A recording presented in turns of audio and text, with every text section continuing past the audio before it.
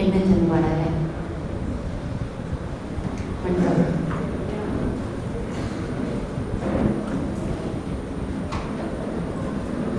പാടുമ്പോൾ നമ്മൾ കൂടുതൽ ദാഹിക്കില്ല കേട്ടോ. ദാഹിക്കുന്നവനെ കിട്ടുള്ളൂ. കൂടുതൽ ദാഹിക്കുന്നവർക്ക് കൂടുതൽ ലഭിക്കും. എല്ലാവരും ആത്മാവിൽ കത്തി ചോദിക്കാൻ വേണ്ടിയ ഓരോ വാക്കുകളും വലിയ അഭിഷേകമുള്ള പാട്ടാണ്. നമ്മുടെ ഓരോ ദിവസവും അത് പാടാതെ നമ്മൾ ശുശ്രൂഷ ചെയ്യാറില്ല. അത്രയ്ക്കും നമ്മളുടെ ശുശ്രൂഷകളിൽ വലിയ ആത്മാവിൻ്റെ അഭിഷേകം നിറയ്ക്കുന്ന പാട്ടാണ് ആത്മാവെ പരിശുദ്ധാത്മാവെ. മുഴുവൻ ദൈവവചനമാണ്. തീഷ്ണതയോടെ എല്ലാവർക്കും ചേർന്ന് പാടി പ്രാർത്ഥിക്കാം. ശബ്ദം ഉയർത്തി പാടണം. പരിശുദ്ധാത്മാവിൻ്റെ വരദാനങ്ങൾക്ക് വേണ്ടിയുള്ള ഉത്കൃഷ്ടമായ ദാനങ്ങൾക്ക് വേണ്ടി തീക്ഷ്ണമായി അഭിലഷിച്ചുകൊണ്ട് നമുക്ക് തുറന്ന് എല്ലാവരും പാടുന്നു. ആത്മാവേ പരിശുദ്ധാത്മാവേ, ആത്മാവേ പരിശുദ്ധാത്മാവേ, എന്റെ ഹൃദയത്തിൽ പാടുന്ന ആത്മാവേ, നിറയണമേ എന്നിൽ നിറയണമേ. ആത്മാവേ പരിശുദ്ധാത്മാവേ, ആത്മാവേ പരിശുദ്ധാത്മാവേ, എന്റെ ഹൃദയത്തിൽ പാടുന്ന ആത്മാവേ, നിറയണമേ എന്നിൽ നിറയണമേ. ജീവജലത്തിൻ അരുവിയാൽ നിറഞ്ഞു കവിഞ്ഞൊഴുകണമേ, ജീവജലത്തിൻ അരുവിയാൽ നിറഞ്ഞു കവിഞ്ഞൊഴുകണമേ. ശ്രീകാന്തിജ്വാലയാൽ എന്നിൽ കത്തിപ്പടരണമേ, ശ്രീകാന്തിജ്വാലയാൽ എന്നിൽ കത്തിപ്പടരണമേ. ആത്മാവേ പരിശുദ്ധാത്മാവേ, ആത്മാവേ പരിശുദ്ധാത്മാവേ, ദൈവത്തിനാലയം ഞാനല്ലോ, ദൈവത്തിൻ കൂടാരം ഞാനല്ലോ, ദൈവത്തിനാലയം ഞാനല്ലോ, ദൈവത്തിൻ കൂടാരം ഞാനല്ലോ. ദൈവജനം നാം, ദൈവമകൾ ഞാൻ, ദൈവത്തിൻ രോമനപുത്രൻ ഞാൻ. ദൈവജനം നാം, ദൈവമകൾ ഞാൻ, ദൈവത്തിൻ രോമനപുത്രൻ ഞാൻ. ആത്മാവേ പരിശുദ്ധാത്മാവേ, ആത്മാവേ പരിശുദ്ധാത്മാവേ, ദൈവവും മനുഷ്യനും ഒന്നായ നിമിഷം പാപിയാം ഞാൻ ദൈവ സുതയായി മാറി.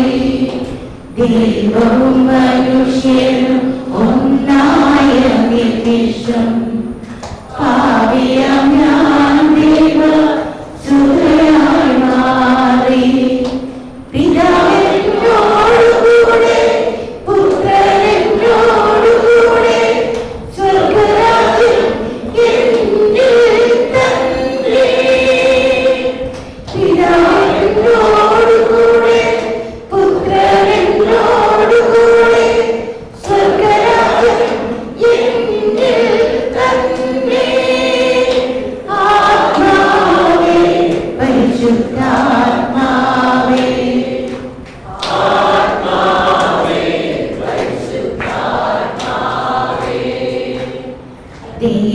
ദൈവാത്മാവെന്നിൽ നിറഞ്ഞപ്പോൾ, ദൈവസ്നേഹം എന്നിൽ ചൊരിഞ്ഞപ്പോൾ, ദൈവാത്മാവെന്നിൽ നിറഞ്ഞപ്പോൾ,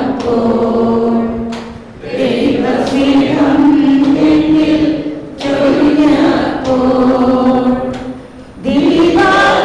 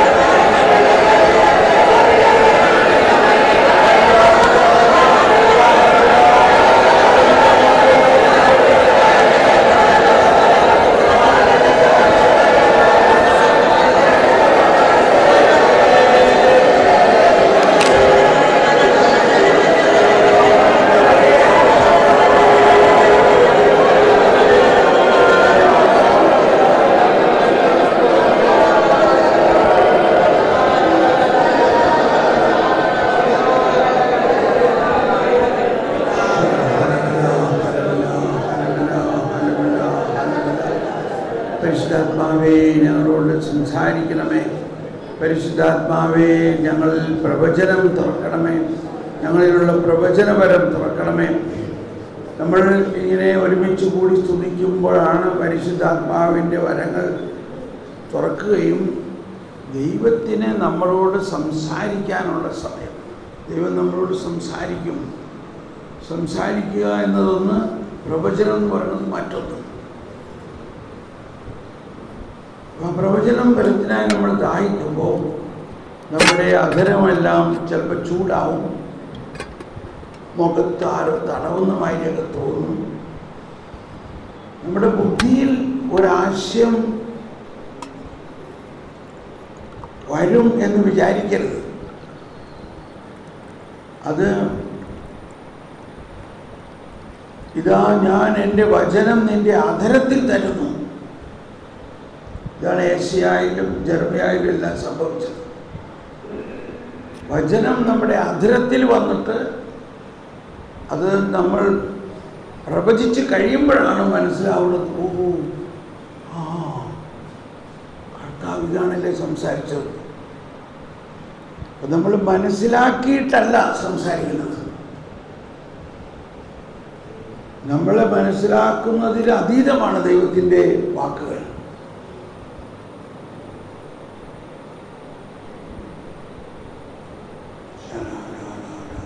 അങ്ങനെ ഒന്ന് ദാഹിച്ചേ, കർത്താവേ എൻ്റെ അധരത്തിലൂടെ അങ്ങ് പ്രവചിക്കണേ. അധികം ശബ്ദമുണ്ടാക്കാതെ നേരിയ സ്വരത്തിൽ പ്രാർത്ഥിക്കൂ. പ്രവചനം വരുമ്പോൾ അത് ഉച്ചത്തിൽ അങ്ങ് പറയൂ. അതെന്താ പറയണമെന്ന് ചിന്തിക്കരുത്, എന്താ പറയാൻ പോണേന്നും ചിന്തിക്കരുത്.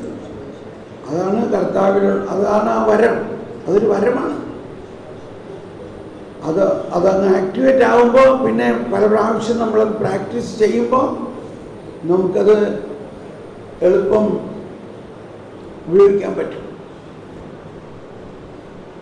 ഓക്കെ, പരിശ്രമിക്കൂ. പരിശുദ്ധാത്മാവേ സംസാരിക്കണേ. ഈശോയെ അങ്ങയുടെ വചനം എൻ്റെ അധരത്തിൽ തരണമേ. അങ്ങ് ഞങ്ങളോടും ലോകത്തിനോടും സമൂഹത്തിനോടും ചെയ്യാനുള്ള കാര്യങ്ങൾ എന്നിലൂടെ വിത്ത് പോലെ ഇപ്പോൾ നടണമേ, ആകണമേ.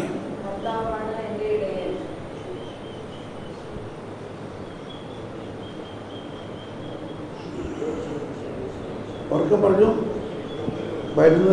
ശബ്ദം വരുന്നത് ഉറക്കെ പറഞ്ഞു.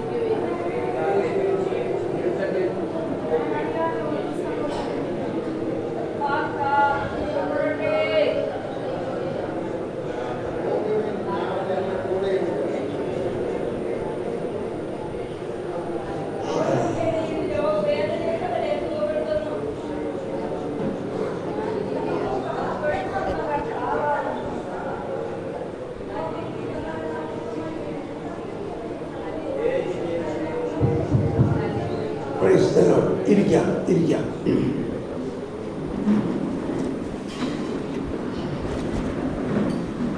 വിശുദ്ധ പൗലോസ്ലീഹയുടെ 1 കൊരിന്ത്യർ 12-ാം അധ്യായത്തിൽ പറഞ്ഞത് നമുക്കൊന്ന് അല്പം കൂടി ചിന്തിക്കാം. ആത്മീയ ദാനങ്ങളെക്കുറിച്ച് നിങ്ങൾ എന്തായിരിക്കണം? അറിവുള്ളവരായിരിക്കണം.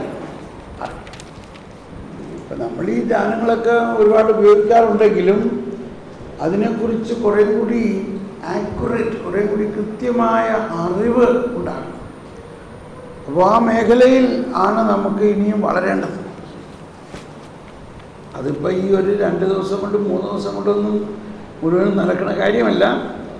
ഇത് നമ്മളിൽ പരിശുദ്ധാത്മാവ് നിരന്തരമായി ചെയ്യുന്ന ഒരു കാര്യമാണ്. നിരന്തരമായി എല്ലാം പെട്ടെന്ന് ഒന്നിച്ചങ്ങനെ വരണമെന്നില്ല, പടിപടിയായിട്ട് നമ്മളെ വളർത്തുകയാണ്. അതുകൊണ്ടാണ് ഈ പ്രാക്ടീസ്, നമ്മൾ ഈ ഗ്രൂപ്പിൽ പ്രാക്ടീസ് ചെയ്താൽ മാത്രമേ നമ്മൾ ഇതിൽ വളരുള്ളൂ. പ്രാക്ടീസ്. സൈക്കിൾ ഓടിക്കാൻ തന്നെ നമ്മൾ പഠിച്ചപ്പോൾ ആദ്യം വീണു 2 പ്രാവശ്യം, പിന്നെ സാവധാനം ഒരാൾ പിടിച്ച് ഓടിച്ചു, പിന്നെ ഇപ്പം ഹാൻഡിൽ പോലും പിടിക്കാണ്ട് ഓടിക്കാം. എന്നുമാതിരി വണ്ടി ഓടിക്കാനും അല്ലെങ്കിൽ ഡ്രൈവിംഗ് പഠിക്കാനും അല്ലെങ്കിൽ നീന്താനും എല്ലാത്തിനും പ്രാക്ടീസ് മേക്സ് പെർഫെക്റ്റ് എന്നുണ്ട്. പ്രാക്ടീസ്. അപ്പോൾ വരദാനങ്ങളുടെ വിഷയത്തിൽ അങ്ങനെ ഒരു സ്കൂൾ നമുക്കില്ല. വേണ്ട മാതിരി വരദാനങ്ങൾക്ക് പ്രാക്ടീസ് തരാൻ. ഇപ്പോൾ ഞാൻ ചെയ്തു വരുന്നത് ഈ 2 മാസം അല്ലെങ്കിൽ 2 മാസം 3 മാസം കൂടുമ്പോൾ ഇതേ പ്രോഗ്രാം റിപ്പീറ്റ് ചെയ്യാണ്. ജർമ്മനിയിൽ, ഓസ്ട്രിയയിൽ. അപ്പോൾ ആ വന്നവർ തന്നെ ഇതിന് വരണമെന്നുള്ളതാണ് അതിൻ്റെ ഉദ്ദേശം. അതുകൂടാതെ കുറച്ച് പേര് പുതിയ ആൾക്കാരും. അപ്പോൾ ഈ വന്ന ആൾക്കാർക്ക് അതിൻ്റെ എക്സ്പീരിയൻസ് കൊണ്ട് പുതിയ ആൾക്കാരെ അവർ മാഗ്നറ്റൈസ് ചെയ്യും. ആ ഗ്രൂപ്പിൽ അവർ വന്നു കഴിയുമ്പോൾ വന്ന ആൾക്കാർ വീണ്ടും വരുമ്പോഴാണ് അടുത്ത സ്റ്റേജിലേക്ക് വളരണത്. അങ്ങനെ 6 പ്രാവശ്യമൊക്കെ ഈ പ്രോഗ്രാം കൂടിയിട്ടുള്ളവരുണ്ട്. ഓരോ പ്രാവശ്യവും കർത്താവ് ഉത്കൃഷ്ടമായ രീതിയിൽ ഇങ്ങനെ വളർത്തുകയാണ്. അപ്പോൾ ഇതിപ്പോൾ ഈ പ്രോഗ്രാമിനോട് ബന്ധപ്പെട്ടിട്ടല്ലെങ്കിലും നമ്മൾ എവിടെയെങ്കിലും 2 or 3 പേർ, അതുകൊണ്ടാണ് നമ്മൾ പ്രാർത്ഥനാ ഗ്രൂപ്പിൽ ജോയിൻ ചെയ്ത് അവരോടൊപ്പം. അപ്പോൾ നമ്മുടെ പ്രാർത്ഥനാ ഗ്രൂപ്പുകൾ വെറും കൊന്ത, ജപമാല, കരുണക്കൊന്ത മാത്രമായിരിക്കുന്ന ഗ്രൂപ്പ് ആകരുത്. കരിസ്മാറ്റിക് പ്രയർ ഗ്രൂപ്പ് എന്ന് പറഞ്ഞാൽ ഇതുപോലെ വരങ്ങൾ ഉപയോഗിച്ച് പ്രാർത്ഥിക്കണം. കൊന്ത ചൊല്ലിക്കോ, വചനം വായിച്ചോ, പക്ഷെ അതിപ്പോൾ നിർത്തരുത്. അതാണ് അപ്പസ്തോല പ്രവർത്തനം 13:2. അവർ കർത്താവിനെ ആരാധിച്ചുകൊണ്ടും ഉപവസിച്ച് പ്രാർത്ഥിച്ചുകൊണ്ടും ഇരിക്കെ പരിശുദ്ധാത്മാവ് അവരോട് പറഞ്ഞു. അപ്പോൾ അങ്ങനെ ഇപ്പോൾ നമ്മൾ ഗ്രൂപ്പ് ആയാലും പെട്ടെന്ന് നമുക്കൊരു വചനം വന്നു. കാരണം വചനം കുറേ നമ്മൾ പഠിച്ചു വെച്ചേക്കണോണ്ട് വചനം പടപടയെന്ന് വരും. അതൊരു സന്ദേശമായിട്ട് എടുത്ത് പറയുകയോ അല്ലെങ്കിൽ വചനം ബൈബിള് തുറന്നിട്ട് അതിനകത്തൊരു വചനം കിട്ടി, അത് സന്ദേശം കിട്ടിയെന്ന് പറയുന്നത് അതൊരു വേറൊരു ലെവലാണത്. വരദാനങ്ങൾ ഉപയോഗിക്കുന്നത് ആ ലെവലല്ല. അതിന് നമ്മൾ കുറച്ച് വെയിറ്റ് ചെയ്യണം. കർത്താവേ എന്നോട് സംസാരിക്കണേ, പരിശുദ്ധാത്മാവേ പ്രവചനം നൽകണേ. അങ്ങനെ കുറച്ച് വെയിറ്റ് ചെയ്യുമ്പോൾ പരിശുദ്ധാത്മാവിനെ ശരിക്ക് ഉണർത്തുമ്പോൾ, പരിശുദ്ധാത്മാവിനാൽ ജ്വലിക്കുമ്പോഴാണ് ദർശനം വരുന്നു. ആ ദർശനം വരുന്നു. ചിലർക്ക് കളർ ടെലിവിഷനിൽ വീഡിയോ കാണുന്ന മാതിരി ഇങ്ങനെ വരണം. അതിൻ്റെ വ്യാഖ്യാനം വരുന്നു. അതോടൊപ്പം ശരീരത്തിൽ സ്പർശനങ്ങളുണ്ടാകുന്നു. അതോടൊപ്പം ചുണ്ടെല്ലാം ചൂടായിട്ട് നമുക്ക് അടക്കാൻ പറ്റാനില്ല. വായ അങ്ങ് തുറന്നതേ വരുന്നു പ്രവചനം. മനസ്സിലായോ? അപ്പം അതിന് നിങ്ങൾ സമയം കൊടുക്കണം. നമുക്കൊരു വചനം പെട്ടെന്ന് വന്ന് അത് പറയരുത്. പരിശുദ്ധാത്മാവേ വരദാനം തരണേ. അപ്പോൾ വരദാനങ്ങൾ ഉപയോഗിക്കണം. നമ്മൾ വരദാനങ്ങൾ ഉപയോഗിക്കണമെങ്കിൽ നമ്മുടെ മനസ്സിലേക്ക് വരുന്ന വചനമോ, അല്ലെങ്കിൽ ഞാൻ ബൈബിൾ തുറന്നിട്ട് ഉടനെ ബൈബിൾ തുറന്നൊരു വചനം പറഞ്ഞു, ബൈബിളിലെ എല്ലാ വചനവും നമുക്ക് ഇഷ്ടമായിരിക്കും, അത് കർത്താവ് സംസാരിക്കണമല്ലോ. പക്ഷേ ഒരു പ്രവചനത്തിലൂടെ കർത്താവ് നമുക്കൊരു പ്രവചനം തരാൻ ആഗ്രഹിക്കുന്നു. ഒരു പ്രവചനം എന്ന് പറഞ്ഞാൽ ഈ ലോകത്തിൽ പുതിയ ഒരു കാര്യം ചെയ്യാൻ കർത്താവ് ആഗ്രഹിക്കുന്നു. അത് പല രീതിയിൽ നമുക്ക് കാണിച്ചു തരും. ദർശനമായിട്ട് കാണിച്ചു തരാം, പ്രവചനമായിട്ട് കാണിച്ചു തരാം. വർഷങ്ങൾക്ക് മുമ്പ് എന്നോട് ഇങ്ങനെ കർത്താവ് ഒരു പ്രവചനമായി പറഞ്ഞു, നീ അത്ഭുതങ്ങളെക്കുറിച്ചുള്ള സിനിമ ഉണ്ടാക്കണം. കർത്താവ് അത്ഭുതങ്ങൾ, സുവിശേഷത്തിലെ അത്ഭുതങ്ങളെക്കുറിച്ചുള്ള ഫിലിം ഉണ്ടാക്കണം. ഞാനതെല്ലാം ഉടനെ എഴുതി വെച്ചു. പക്ഷേ ഏതാണ്ട് 10 വർഷം കഴിഞ്ഞപ്പോഴാണ്, കാരണം ഈ സിനിമ ഉണ്ടാക്കാമെന്ന് പറഞ്ഞാൽ നമുക്ക് കുഷ്ഠരോഗിയുടെ സുഖപ്പെടുത്തിയതിൻ്റെ സിനിമ ഉണ്ടാക്കണമെങ്കിൽ അതിനൊരു ആക്ടർ വേണം, അയാൾ മേക്കപ്പ് ഇടണം, കുഷ്ഠരോഗം മാറണത് കാണാം, അതെങ്ങനെ കാണിക്കും? ഒരു ഐഡിയ ഇല്ല. അങ്ങനെ ഇരിക്കുമ്പോഴാണ് ഈ അനിമേഷൻ ടെക്നോളജി. അപ്പോൾ ഞാൻ അത് വേറൊരു പ്രവചനമായിരുന്നു, നീ ജർമ്മൻ ഭാഷയിൽ ടെലിവിഷൻ ചാനൽ ഉണ്ടാക്കും. ഇന്നും എനിക്ക് ജർമ്മൻ അധികം പറയാനെന്ന് പറഞ്ഞൂടാ. അവർ പറഞ്ഞത് ഇപ്പം എനിക്ക് മനസ്സിലാവും. അപ്പോൾ ഞാനിത് നമ്മുടെ ഗ്രൂപ്പിലെ ആളുകളൊക്കെ പറഞ്ഞപ്പോൾ ആദ്യം അവരൊക്കെ പൊട്ടിച്ചിരിക്കുകയാണ് ചെയ്തത്. തോമസ് പോള, ഒരു ഇന്ത്യക്കാരൻ, ജർമ്മൻ അറിയാത്ത ആള് ടെലിവിഷൻ ചാനൽ ഉണ്ടാക്കുന്നു. കർത്താവിന് എന്ത് പറ്റി? പക്ഷെ എന്തിനു പറയണു? അധികം താമസിയാതെ ഒരു 2 വർഷത്തിനകത്ത് ടെലിവിഷൻ ചാനലുണ്ടായി.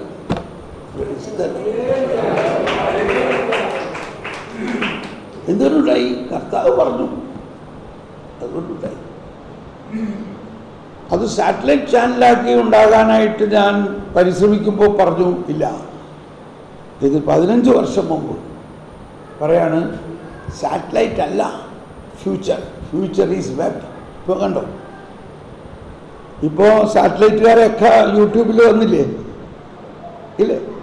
എല്ലാവരും യൂട്യൂബിൽ ആണിപ്പോൾ. സാറ്റലൈറ്റിന് കാശ് കൊടുത്ത് സാറ്റലൈറ്റ് ടി വിയുടെ മുമ്പിൽ ആരുണ്ട് ഇപ്പോൾ? എല്ലാവരും പോക്കറ്റിൽ ടി വി കൊണ്ട് നടക്കണം.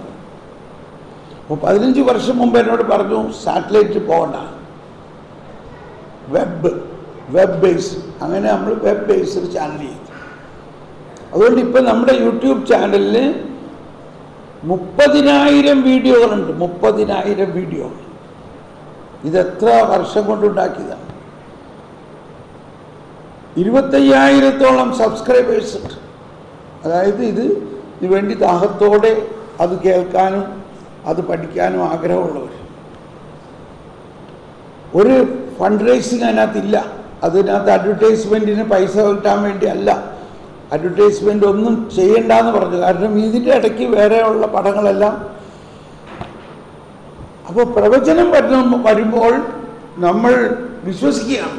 കർത്താവ് പറഞ്ഞാൽ അത് സംഭവിക്കും. അതെങ്ങനെ സംഭവിക്കും എന്നുള്ളതിൻ്റെ ഈ അനിമേഷൻ ഫിലിമിൻ്റെ പ്രോജക്ട്സ് നിങ്ങൾ കാണാത്തവർ യൂട്യൂബിലത് കാണുന്നത് നല്ലതാണ്. ജീസസ് വണ്ടർ, ഒറ്റ വാക്ക്, ജീസസ് വണ്ടർ അനിമേഷൻസ് എന്നടിച്ചാൽ ഈ ചാനലിൽ കയറാം.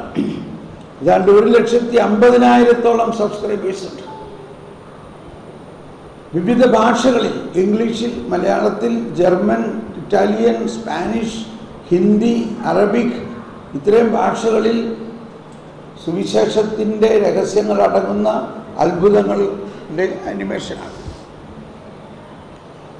ഓക്കെ, അതെങ്ങനെ, ആ പ്രവചനം എങ്ങനെ ഉണ്ടായി എന്നുള്ളത് പറയാനാണ് ഇപ്പം എൻ്റെ പോയിന്റ്. നമ്മൾ വളരെ എന്താ പറയുക, അപ്പം ഞാനിവിടെ കേരളത്തിൽ നിന്നുള്ള ഒരു സോഫ്റ്റ്വെയർ കമ്പനിയെ കോൺട്രാക്റ്റ് കൊടുത്തു. അവിടെ ജർമ്മൻ ടെലിവിഷൻ ചാനലിൻ്റെ വെബ് ടെലിവിഷൻ ഉണ്ടാക്കാനായിട്ട്, വെബ് ടെലിവിഷൻ. അപ്പോൾ ഞാനിവിടെ വരുമ്പോൾ അവിടെ ഓഫീസിൽ പോയി നമ്മൾ കുറേ ഡിസ്കഷനൊക്കെ ചെയ്യണം. അങ്ങനെ ആ ഡിസ്കഷന് വേണ്ടി എറണാകുളത്ത് ആ കമ്പനിയുടെ ഓഫീസിൽ ചെല്ലുമ്പോൾ അതിൻ്റെ ഡയറക്ടറും മറ്റുള്ളവരും കൂടി ഇരുന്ന് വളരെ ദുഃഖിച്ചിങ്ങനെ ഇരിക്കുകയാണ് കുറേ പേര്. അപ്പോൾ എന്നെ കണ്ട വഴി അവർ എഴുന്നേറ്റ് നിന്നു, വെൽക്കം ചെയ്തു. അവരൊക്കെ മാറിപ്പോൾ ഞങ്ങളിപ്പോൾ വേറെ ഡിസ്കഷനാണെന്ന് ഡയറക്ടർ പറഞ്ഞു. അപ്പോൾ ഞാൻ ചോദിച്ചു, എന്ത് പറ്റി എല്ലാവരും ഇങ്ങനെ ദുഃഖിച്ചിരിക്കണേ? സാറേ, ഒരു പരാജയം സംഭവിച്ചു. ആ വാക്കേ നമ്മുടെ ഡിക്ഷണറിയിൽ ഇല്ലാത്തതാണ്, പരാജയം. അങ്ങനെ പറയരുത്. എല്ലാ പരാജയവും വിജയത്തിലേക്കുള്ള ഒരു സ്റ്റെപ്പാണ്. ഈ രണ്ട് കാര്യം എൻ്റെ അകത്ത് ഒരിക്കലും സമ്മതിക്കില്ല. ഞാൻ പരാജയപ്പെട്ടു എന്നോ അസാധ്യമായി, അത് ഇറ്റ്സ് ഇമ്പോസിബിൾ. പലയിടത്തും ഞാനിങ്ങനെ നടക്കണ നേരത്തെ ഒരാൾ പറഞ്ഞു കേട്ടു, ദാറ്റ് ഈസ് ഇമ്പോസിബിൾ. ഞാൻ അവിടെ നിന്നു, എന്താ വാട്ട് ഈസ് ഇമ്പോസിബിൾ? ആ പ്രശ്നക്കാർ പറഞ്ഞു, no that is possible, I can do it. അങ്ങനെയൊക്കെയുള്ള വലിയ സംഭവങ്ങൾ ഉണ്ടായിട്ടുണ്ട്. Okay, coming to the point,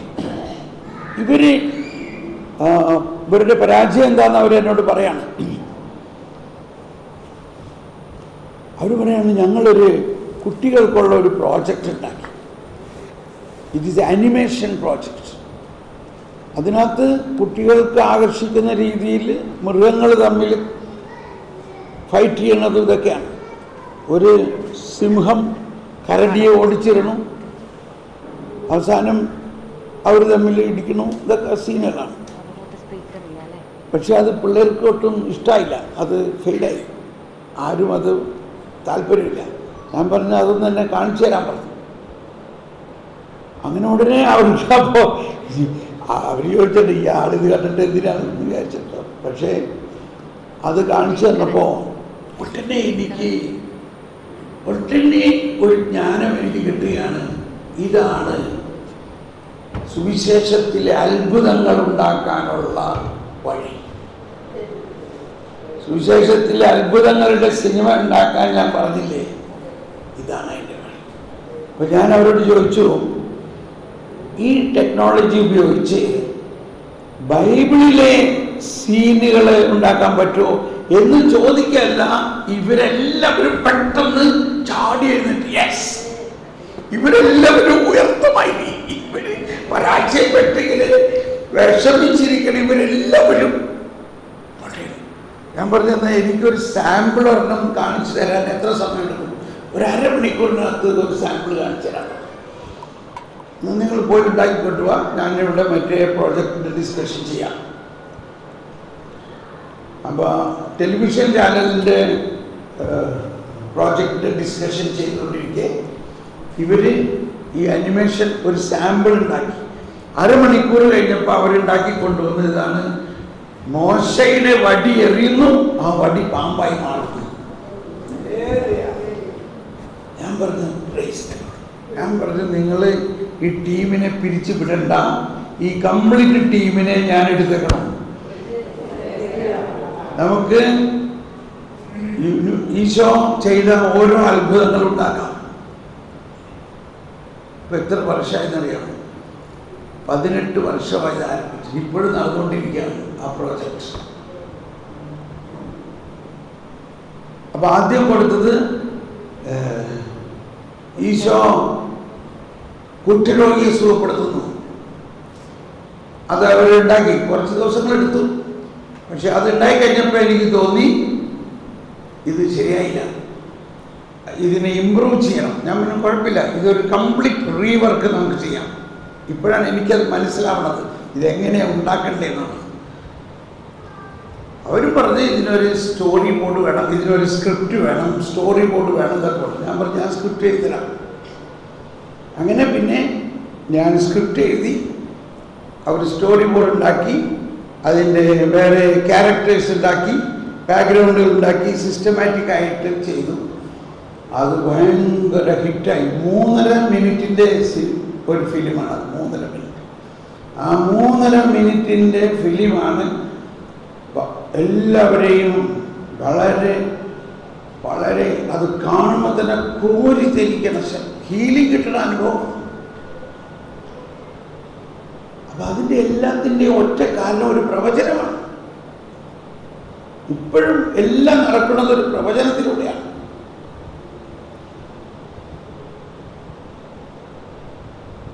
കുറേ നാൾ ഈ കൊറോണ കാലഘട്ടത്തിൽ നമ്മൾ ഈ ഓൺലൈൻ ശുശ്രൂഷ ആരംഭിച്ചപ്പോൾ ഒരു പന്തക്കോസ്ത തിരുനാളിൻ്റെ സമയത്ത് പന്തക്കോസ്തയെക്കുറിച്ച് ഞാൻ പരിധാനങ്ങളെക്കുറിച്ച് ക്ലാസ് കൊടുത്തു, പ്രവചനപരം, ഭാഷാപരം. അപ്പോൾ ഈ ഭാഷാപരത്തിനെ കുറിച്ച് പലരും ക്ലാസ് കൊടുക്കുമ്പോൾ ഞാൻ കേട്ടിട്ടുണ്ട്, ഭാഷാപരത്തിൽ സംസാരിക്കുന്നതിനെ കുറിച്ച് ആരും കൃത്യമായിട്ട് പറയുന്നില്ല. അത് പല ഭാഷകളാണെന്ന് പറയുന്നത്.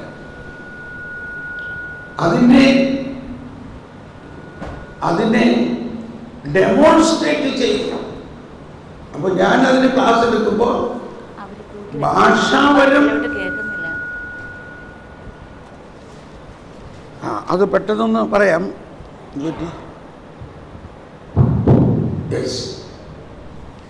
1 കൊറിന്ത്യസ് 14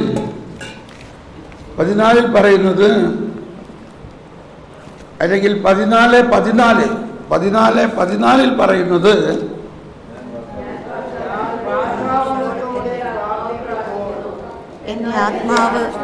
എൻ്റെ ആത്മാവ് പ്രാർത്ഥിക്കുന്നു കണ്ടോ, എന്നാൽ എൻ്റെ മനസ്സ് ഫലരഹിതമായിരിക്കും. ഞാൻ എന്താണ് ചെയ്യേണ്ടത്? ഞാൻ എൻ്റെ ആത്മാവ് കൊണ്ടും മനസ്സുകൊണ്ടും പ്രാർത്ഥിക്കും. ആത്മാവ് കൊണ്ടും മനസ്സും പാടുകയും ചെയ്യും. നേരെ മറിച്ച് ആത്മാവ് കൊണ്ട് മാത്രം സ്തോത്രം ചെയ്താൽ നിന്റെ വാക്കുകൾ ഗ്രഹിക്കാൻ ത്രാണയില്ലാത്ത അന്യൻ നിന്റെ കൃതജ്ഞതാ സ്തോത്രത്തിൽ എങ്ങനെ ആമേൻ പറയും? ഓക്കെ, ഇനി 18 നിങ്ങളെല്ലാവരെയും കൂടുതലായി അല്ലോ. ഇവിടെ വാസ്തവത്തിൽ ഇത് വേറൊരു പാരഗ്രാഫ് ആകേണ്ടിയിരുന്നുണ്ട്. ഇത് വേറൊരു പാരഗ്രാഫ് ആകേണ്ടിയിരുന്നു. ഇത്ര നേരം പറഞ്ഞത് ഭാഷാപരത്തിൽ പ്രാർത്ഥിക്കുന്നു എന്നുള്ളത്. എല്ലാവരും നോക്കിയ പുസ്തകത്തിൽ നോക്കിയേ, ഭാഷാപരത്തിൽ പ്രാർത്ഥിക്കുന്നു എന്നുള്ളതാണ്. പക്ഷേ പെട്ടെന്ന് ഒരാൾക്കിത് മനസ്സിലാവില്ല. പെട്ടെന്ന് ഇവിടെ പൗലോസ്ലീഹ ഒരു ഷിഫ്റ്റ്, ഒരു ചേഞ്ച് ഓഫ് സബ്ജക്റ്റാണ്. പൗലോസ് പറയാണ്, ഞാൻ നിങ്ങളെല്ലാവരെയും കൂടുതൽ ഭാഷാപരത്തിൽ, എന്താണ് അവിടുത്തെ വാക്ക്?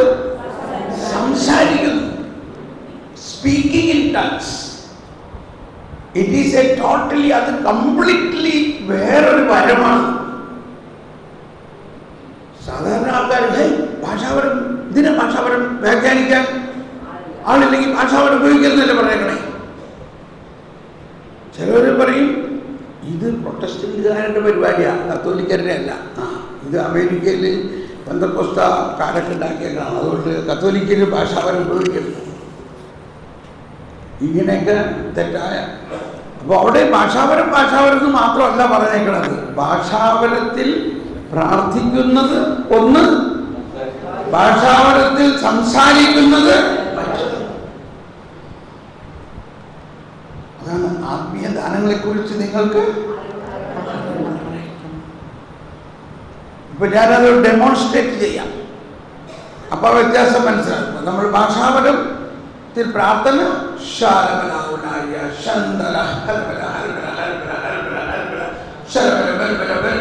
ഇതൊക്കെ ഭാഷാപരത്തിൽ പ്രാർത്ഥനയാണ്. അത് സാധാരണ ഭാഷാപരം. എന്നാൽ ഭാഷാപരത്തിൽ സംസാരിക്കുക എന്ന് പറഞ്ഞാൽ It's a totally different gift.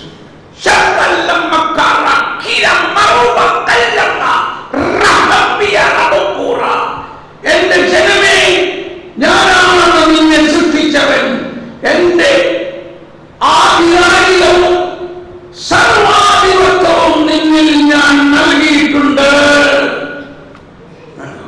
ഭാഷാപരത്തിൽ സംസാരിച്ചു, അതിനെ വ്യാഖ്യാനിച്ചു. ഇത് വരവാണ്. ഇതെന്റെ മനസ്സിൽ രൂപപ്പെട്ട ഒന്നല്ല. ആ ശബ്ദം എന്നിലൂടെ വരുന്നു, എൻ്റെ ആത്മാവിൽ അത് ശബ്ദിക്കുന്നതിന് ശരീരം ശബ്ദം കൊടുക്കുന്നു. ആ സമയത്ത് അതിൻ്റെ അർത്ഥം എന്താണെന്ന് എനിക്ക് യാതൊരു ഐഡിയയില്ല. അതിൻ്റെ വ്യാഖ്യാനം എന്താകുമെന്നും ഒരു ഐഡിയയില്ല. അതിനുശേഷം വ്യാഖ്യാനം വരുന്നത് പ്രവചനം പോലെ തന്നെയാണ്. ശബ്ദം, ആ വാക്ക് എൻ്റെ അധരത്തിൽ വരുന്നു.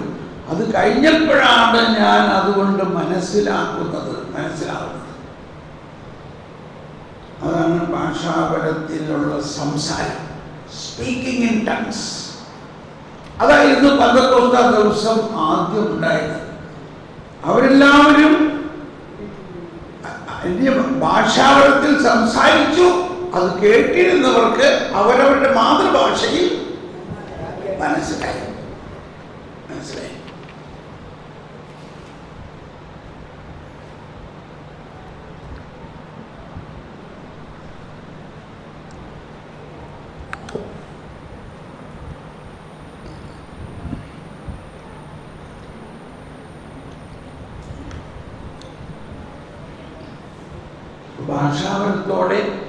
ഭാഷാപരത്തിൽ പ്രാർത്ഥിക്കുന്നവന്റെ ആത്മാവ് പ്രാർത്ഥിക്കുന്നു, മനസ്സ് വളരെയുന്നതാണ്.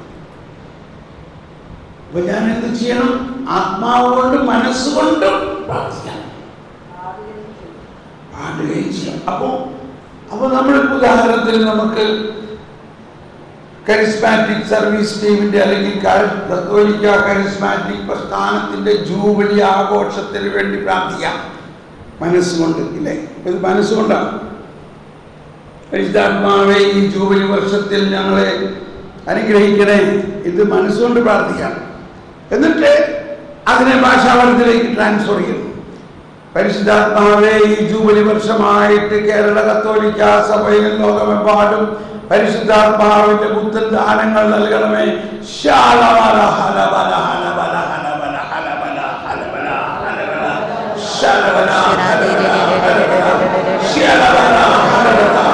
ജൂബിലി വർഷമായി ഞങ്ങൾക്ക് പ്രത്യേക ദാനങ്ങൾ നൽകണമേ.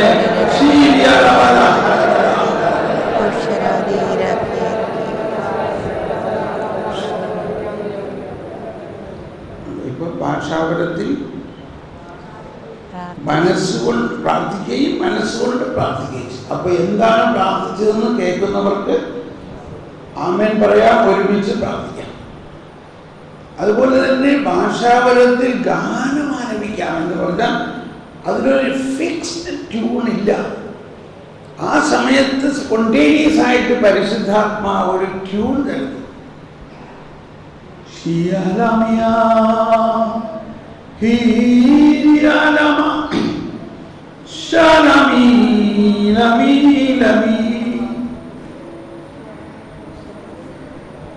I worship you, Lord. Shalami, Amin. ഇതൊരു ട്യൂണാണ്. ഭാഷാപരത്തിൽ ഞാൻ ആരാധിച്ചു പരിശുദ്ധാത്മാവിനെ. അപ്പോൾ ഇതൊക്കെ ഈ വരങ്ങളുടെ പ്രയോഗങ്ങളിൽ നമ്മൾ ഉപയോഗിക്കേണ്ട മെത്തേഡാണ്. പുതിയ ഭാഷകൾ, പുതിയ സിലബിളുകൾ നമുക്ക് കിട്ടും നമ്മളിങ്ങനെയെല്ലാം. അപ്പോൾ ഈ ഭാഷാപരത്തിൽ ഉള്ള സംസാരം, സ്പീക്കിംഗ് ഇൻ ടങ്സ് വരുമ്പോൾ ആദ്യം അത് വളരെ ബുദ്ധിമുട്ട് തോന്നും. നാക്ക് വേറൊരു ഡയറക്ഷനിൽ പോകുന്നു, നാവിൻ്റെ കെട്ടഴിയുന്നു, ചുണ്ടെല്ലാം ചൂടാവുന്നു, മുഖമെല്ലാം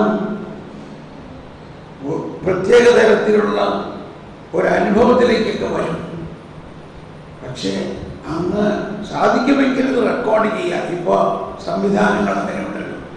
അത് റെക്കോർഡ് ചെയ്തിട്ട് അതിൻ്റെ വ്യാഖ്യാനം ആ സമയത്ത് നിങ്ങൾക്ക് കിട്ടിയില്ലെങ്കിൽ പിന്നീട് അത് കേട്ടിട്ട് അതിന് വ്യാഖ്യാനം തരണമെന്ന് പ്രാർത്ഥിച്ചാൽ വ്യാഖ്യാനം കിട്ടാം.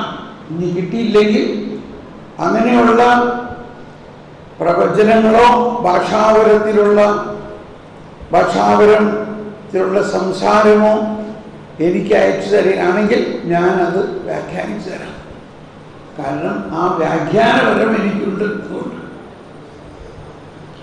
അല്ലെങ്കിൽ വ്യാഖ്യാനപരമുള്ളവർ അയച്ചു കൊടുക്കണം. അതാണ് പൗലോസ് പിന്നീട് പറയുന്നത്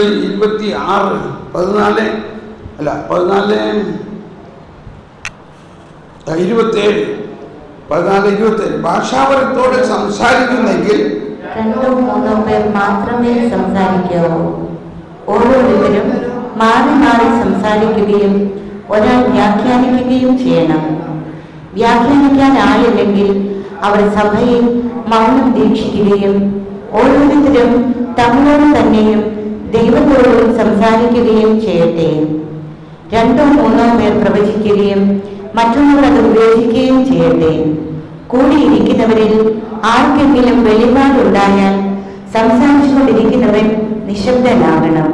അങ്ങനെ നിങ്ങൾക്കെല്ലാവർക്കും മാറി മാറി പ്രവചിക്കാനും പഠിക്കാനും പ്രോത്സാഹനം ലഭിക്കാനും ഇടയാകും. പ്രവാചകരുടെ ആത്മാവ് പ്രവാചകർക്ക് വിധേയമാണ്. അതായത് ഒരാൾക്കൊരു പ്രവചനം വന്നു. ഇപ്പോൾ കുർബാന നടന്നുകൊണ്ടിരിക്കുന്ന നേരത്താണ് അവിടെ നമുക്ക് അതിനെ കൺട്രോൾ ചെയ്യാം. പ്രവാചകന്റെ ആത്മാവ് പ്രവാചകന് വിധേയമാണ്. അപ്പം നമ്മൾ ആ സാഹചര്യം പ്രവചിക്കാൻ പറ്റിയതല്ല, വേറെ ഒരു സാഹചര്യത്തിൽ പ്രവചിക്കാം. അപ്പോൾ ഇവിടെ എല്ലാം പറയുന്നത് ശ്രദ്ധിച്ചോ, ആർക്കെങ്കിലും വെളിപാടുണ്ടായാൽ അല്ലെങ്കിൽ 27 ഭാഷാപരത്തോടെ സംസാരിക്കുന്നെങ്കിൽ, കണ്ടോ വ്യത്യാസം കണ്ടോ, സംസാരിക്കുന്നെങ്കിൽ those who are speaking in tongues. അപ്പോൾ ഈ സ്പീക്കിംഗ് ഇൻ ടങ്സ് വളരെ ആവശ്യമാണ്. അത് നമ്മളിലെല്ലാം ഉണ്ട്. നമ്മൾ അതിനുവേണ്ടി ഓപ്പണായിട്ട് പരിശുദ്ധാത്മാവെ, അതാണ് പൗലോസ് ഉത്കൃഷ്ട ദാനങ്ങൾക്കായി അഭിലഷിക്കുക. നമ്മൾ അഭിലഷിക്കണം. ഓക്കെ, ഇനി എന്തെങ്കിലും ഞാൻ പറഞ്ഞതിൽ നിന്ന് ഇപ്പോൾ വിട്ടുപോയോ? എന്തെങ്കിലും ഇൻകംപ്ലീറ്റ് ആയിട്ടുണ്ടോ? ഞാൻ പറയാൻ തുടങ്ങിയതൊന്ന് ചെന്ന് അവസാനിച്ചത് വേറൊന്നും ഇല്ലേ? വല്ലതും ഇൻകംപ്ലീറ്റ് ആണോ? ഓക്കെ, ഞാൻ പറയാൻ തുടങ്ങിയത്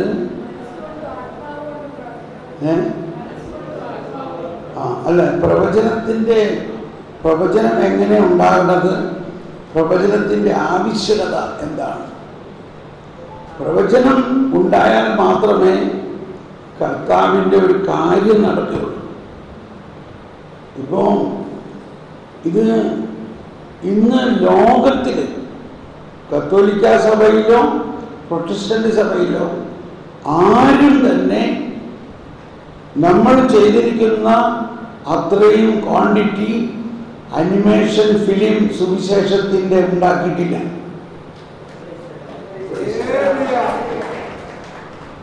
എനിക്കിതിൽ യാതൊരു എഡ്യൂക്കേഷണൽ ക്വാളിഫിക്കേഷൻ ഇല്ല ഫിലിം മേക്കിങ്ങിൽ. ഇനി അങ്ങനെ ഉള്ള ആളുകളോട് ഞാൻ കൺസൾട്ട് ചെയ്തിട്ട് അവർ പറഞ്ഞ നിർദ്ദേശങ്ങൾ കർത്താവ് സ്വീകരിച്ചില്ല. ഒരാൾ പറഞ്ഞു, ഈ കുട്ടികൾക്കുള്ള കാര്യങ്ങളെ ഇത്ര കടിച്ചാൽ പൊട്ടാത്ത വചനമൊന്നും ആകരുത്, കുറച്ച് ലളിതമാകണം. ഈ വചനം, സുവിശേഷത്തിലെ വചനം അങ്ങനെ തന്നെ അങ്ങോട്ട് പറയാതെ അതിൻ്റെ ആശയമെടുത്തിട്ട് കുറച്ച് ലളിതമാക്കിയാൽ കുഞ്ഞുങ്ങൾക്ക് കുറച്ചുകൂടി എളുപ്പമായിരിക്കും. കേട്ടപ്പോൾ നമുക്കൊന്നും ഇഷ്ടമായിട്ട് തോന്നില്ലേ? നല്ല കാര്യം. പക്ഷേ കർത്താവ് പറഞ്ഞു, ഇല്ല, ഞാൻ ഒരു സുവിശേഷം എഴുതിയിട്ടുള്ളൂ. കുഞ്ഞുങ്ങൾക്കും ടീനേജേഴ്സിനും യുവാക്കൾക്കും വളർന്നവർക്കും വയസ്സർക്കും എല്ലാം ഒറ്റ സുവിശേഷമാണ്. മാത്രമല്ല അത് കുഞ്ഞുങ്ങളായിരിക്കുമ്പോൾ തന്നെ കൃത്യമായ പദവും വാക്കുകളും പഠിച്ചില്ലെങ്കിൽ അവർ ജീവിതകാലം മുഴുവനും ആ തെറ്റായിട്ടുള്ളത് പറഞ്ഞുകൊണ്ടിരിക്കും. ഇപ്പൊ എനിക്ക് തന്നെ ചില വചനങ്ങൾ തെറ്റാണ് ഞാൻ പറയുന്നത്. എന്നുള്ള നമ്പർ അത് പറയുമ്പോഴാണ് അതല്ലല്ലോ, അത് പറഞ്ഞു കഴിയുമ്പോഴാണ് പിന്നെ എനിക്കത് തെറ്റാണല്ലോ എന്ന് മനസ്സിലാക്കി ഞാൻ ശരി പറയണം. എന്തുകൊണ്ടെന്നാൽ കുഞ്ഞുനാളിൽ അത് തെറ്റായിട്ട് പഠിച്ചു പോയി. അപ്പൊ കുഞ്ഞുനാളിലെ വചനം കൃത്യമായി പഠിപ്പിക്കണം. അങ്ങനെ അവരുടെ ആത്മാവിൽ കൃത്യമായ വചനം ആലേഖനം ചെയ്യപ്പെടണം. ഇതായിരുന്നു മറ്റൊരാളെ കൊണ്ടും ഇതിൻ്റെ സ്ക്രിപ്റ്റ്. ഇപ്പം ഞാൻ ഒരുപാട് തിരക്കാണ്. നമ്മുടെ സ്റ്റാഫ് ജോലിക്കാർ വെറുതെ ഇരിക്കുന്ന സ്ക്രിപ്റ്റ് ഞാൻ എഴുതിയാലേ നടക്കുള്ളൂ. പക്ഷെ ആരെ കൊണ്ട് എഴുതിച്ചിട്ട് ചെയ്യാറില്ല. ഞാൻ ഈശോയുടെ അടുത്തിരുന്ന് ജ്ഞാനത്തിന് വേണ്ടി പ്രാർത്ഥിച്ച് 2-3 മണിക്കൂർ പ്രാർത്ഥിച്ച് കഴിയുമ്പോഴാണ് ആ സ്ക്രിപ്റ്റ് ഇങ്ങനെ ഒരു മനോഹര സംഭവം ഞാൻ പറയാം. അങ്ങനെ ഒരു സ്ക്രിപ്റ്റ് എഴുതാൻ കൊണ്ടിരിക്കുമ്പോൾ ഞാനിങ്ങനെ ഒരു ദർശനം കാണുകയാണ്. ഒരു വീഡിയോ ആയി കാണുകയാണ്. നല്ല മനോഹരമായിട്ടൊരു നല്ല വലിയ മരത്തിൻ്റെ പുറകുവശത്ത് ഒരു സ്ത്രീ ഇങ്ങനെ ഒളിഞ്ഞിരിക്കുകയാണ്. അപ്പം അതിൻ്റെ മുൻപിൽ ചില ഫരിസേയ പ്രമാണികൾ സംസാരിച്ചു കൊണ്ടിരിക്കുന്നുണ്ട്.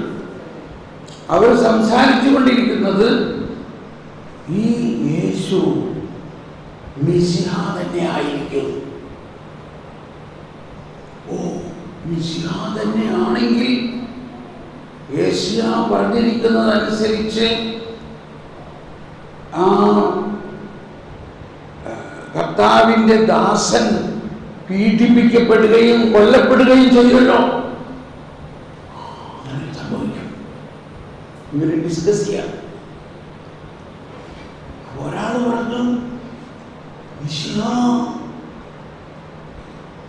ഒരു തർക്കം അവിടെ വന്നു. തർക്കം. അപ്പോ ഈ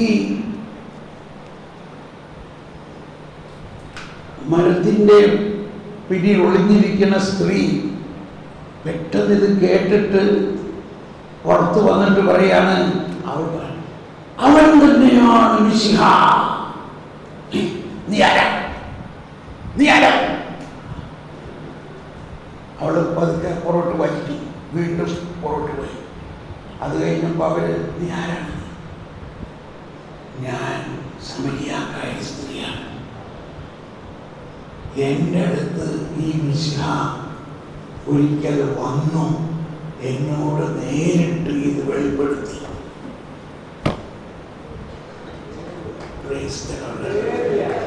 ഇതുപോലെ സ്ക്രിപ്റ്റ് ആരെങ്കിലും എഴുതുകയോ പറയും, നമുക്ക് എഴുതാൻ പറ്റില്ല. പരിശുദ്ധാത്മാവാണ്,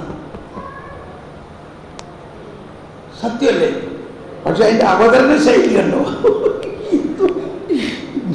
ഒരു മനോഹരമില്ലേ? അപ്പൊ അതിൽ രണ്ടർത്ഥമാണ്. ഇത്രയും വലിയ ദൈവശാസ്ത്രജ്ഞരെ പോലെയുള്ള യഹൂദ ചിന്തകർക്കോ യഹൂദ ജ്ഞാനികൾക്ക് ഇതൊന്നും മനസ്സിലായില്ല. എന്നാൽ ഈ സമരിയാക്കാരി എന്ന് പറഞ്ഞ സ്ത്രീയുടെ അടുത്ത് ഈശോ ചെന്ന് നട്ടുച്ചയ്ക്ക് വേർത്ത് അവളോട് ഈ രഹസ്യങ്ങളെല്ലാം പറഞ്ഞു കൊടുത്തു. അപ്പോൾ ഇവിടെ ഇപ്പൊ നമുക്കിത് പ്രവചനപരമായിട്ട് മാച്ച് ആക്കുന്ന ഒരു കാര്യമുണ്ട്. അവസാനം അവൾ പറഞ്ഞു, മിശിഹ വരും എന്ന് ഞങ്ങൾക്കറിയാം. അവൻ വരുമ്പോൾ അവൻ ഞങ്ങളെ എല്ലാ കാര്യങ്ങളും പഠിപ്പിക്കും എന്ന് പറഞ്ഞപ്പോൾ ഈശോ പറയാണ്, നിന്നോട് സംസാരിക്കുന്ന ഞാൻ തന്നെയാണ് അവൻ. അതിനു മുമ്പ് ഒരു വാക്കുകൂടി ഉണ്ടല്ലോ, ഐ ആം ഹി.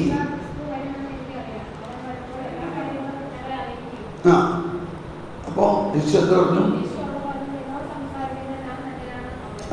ഓക്കെ, അത് മലയാളത്തിൽ അങ്ങനെ, ഇംഗ്ലീഷിൽ ഐ ആം ഹി എന്ന് പറഞ്ഞിട്ടാണ് the one who is speaking to you.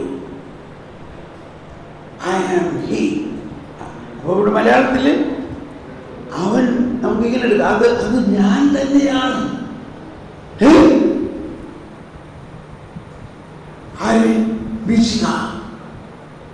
പക്ഷേ അവൾക്കത് വിശ്വസിക്കാൻ പറ്റുന്നില്ല ഒരു പക്ഷേ.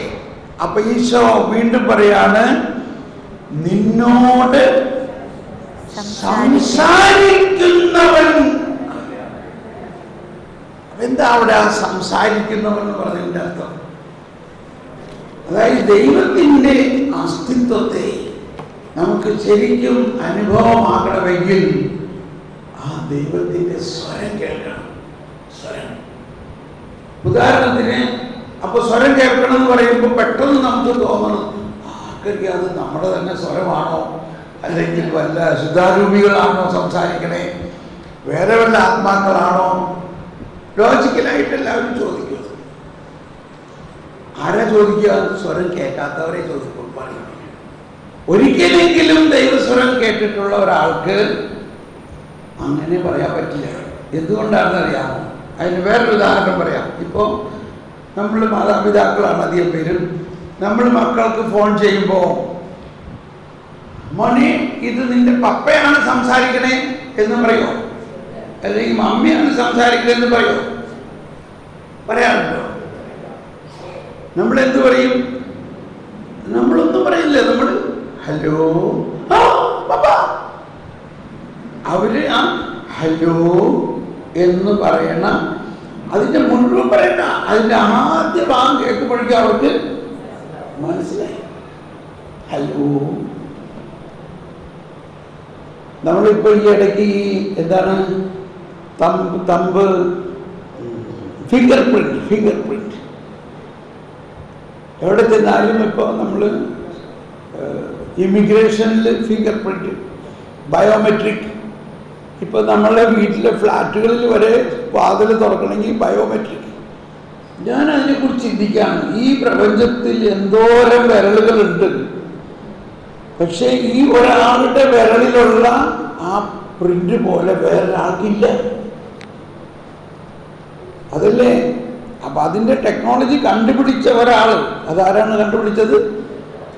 ഇൻഫോസിസ്. അങ്ങേര് വലിയ ധനികനായി, പക്ഷെ ടെക്നോളജി ആരുടെ ഐഡിയ ദൈവത്തിൻ്റെ. അയാളത് കോപ്പിറൈറ്റ് ഇട്ടു, വേറൊരാൾക്കും ഇനി അത് കണ്ടുപിടിക്കേണ്ട ആവശ്യമില്ല, കണ്ടുപിടിച്ചുകൊണ്ട് പ്രയോജനമില്ല. ഇല്ലേ? ഒന്ന് ആലോചിച്ച് നോക്കിയേ, ഈ ഫിംഗർ, ഈ വിരലിൻ്റെ അറ്റത്തുള്ള ആ പാറ്റേൺ, ഈ പ്രപഞ്ചത്തിൽ എത്ര കോടി ജനങ്ങളുണ്ടോ അവരിൽ ഓരോരുത്തർക്കും അത് പ്രത്യേകമാണ്. ശരിയല്ലേ? ഇവിടെ എഞ്ചിനീയേഴ്സ് ആരെങ്കിലും IT മേഖലയിലുള്ള ആരെങ്കിലും ഉണ്ടോ? നിങ്ങൾ കൺഫേം ചെയ്യാമോ? അല്ലേ? നമ്മൾ ഉദ്ദേശിച്ചതിൻ്റെ അർത്ഥം എന്ന മാതിരി തന്നെയാണ് സ്വരം. നമ്മുടെ സ്വരം എനിക്ക് നല്ല പരിചയം. ചിലവരുടെ സ്വരം ഞാൻ വർഷങ്ങൾക്ക് ശേഷം റെക്കഗ്നൈസ് ചെയ്തു. എനിക്ക് അത്ഭുതം തോന്നുകയാണ്. അതെങ്ങനെ എനിക്ക് അദ്ദേഹത്തിൻ്റെ സ്വരം മനസ്സിലായി. പിന്നെ ചിലവർ എന്നെ വിളിച്ചിട്ട് പറയും, എന്നെ മനസ്സിലായോ? അതെനിക്ക് പെട്ടെന്ന് മനസ്സിലാക്കാൻ പറ്റില്ല, പക്ഷെ ചിലപ്പോൾ പെട്ടെന്ന് മനസ്സിലാവും. ചിലവർ പറയും വിളിച്ചിട്ടേ, എന്നെ മനസ്സിലായോ? ഇപ്പൊ ഈ ഇടയ്ക്ക് മനസ്സിലായി. ആരാന്ന് പറഞ്ഞേ?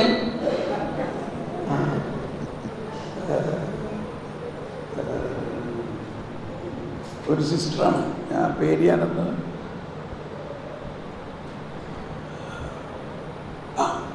Sister ഇവാൻഷ്യ. You remember me? Yes. ഒരു 5-10 വർഷം കഴിഞ്ഞിട്ട് അത് മതി അവരുടെ ദൈവാനുഭവത്തിൽ. അപ്പൊ നമ്മൾ മനസ്സിലാക്കണം, ദൈവത്തിന് ഈ ശബ്ദത്തിൻ്റെ നമ്മൾ ഉദ്ദേശിക്കണമായില്ല. ദൈവത്തിൻ്റെ ശബ്ദം എന്ന് പറയുന്നത് അധരത്തിലൂടെ വരുന്ന ശബ്ദമല്ല. അതാണ് യോഹന്നാന്റെ സുവിശേഷത്തിന്റെ ആരംഭത്തിൽ പറയുന്നത്, ആദിയിൽ വചനമുണ്ടായി. പക്ഷേ അതിൻ്റെ യഥാർത്ഥ മറ്റൊരു ട്രാൻസ്ലേഷൻ ഹിന്ദി ബൈബിളിലെല്ലാം പറഞ്ഞിരിക്കുന്നത് ആദിമേ ശബ്ദ था, आदिमय शब्द था, शब्द ईश्वर के साथ था, शब्द ईश्वर ही था. ശബ്ദം ദൈവം തന്നെയാണ്. അപ്പോഴും നമുക്ക് അതിനെക്കുറിച്ച് വീണ്ടും പഠിക്കണം. ദൈവം എങ്ങനെ ശബ്ദിച്ചു? ആദിയിലുണ്ടായ ശബ്ദം ഒരു അധരത്തിൽ നിന്നുണ്ടായതാണോ? എപ്പോഴാണ് അധരമുണ്ടായത്? മനുഷ്യനെ സൃഷ്ടിച്ചു കഴിഞ്ഞപ്പോഴല്ലേ. എപ്പോഴാണ് ദൈവം മനുഷ്യനെ സൃഷ്ടിച്ചത്? എല്ലാ സൃഷ്ടികളെയും സൃഷ്ടിച്ചതിന് ശേഷമാണ് മനുഷ്യനെ സൃഷ്ടിച്ചത്. അതിനു മുമ്പ് അപ്പോൾ ഈ ശബ്ദം എങ്ങനെ ഉണ്ടായി?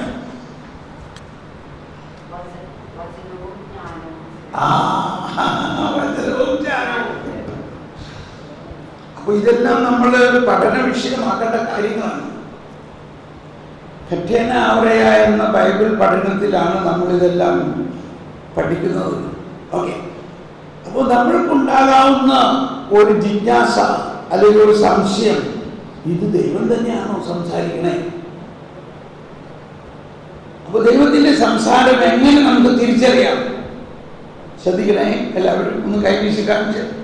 ഓക്കെ, വളരെ പ്രധാന കാര്യം, ദൈവത്തിൻ്റെ സംസാരം നമ്മൾ മനസ്സിലാക്കുന്നത് അതിലടങ്ങിയിരിക്കുന്ന സ്നേഹവും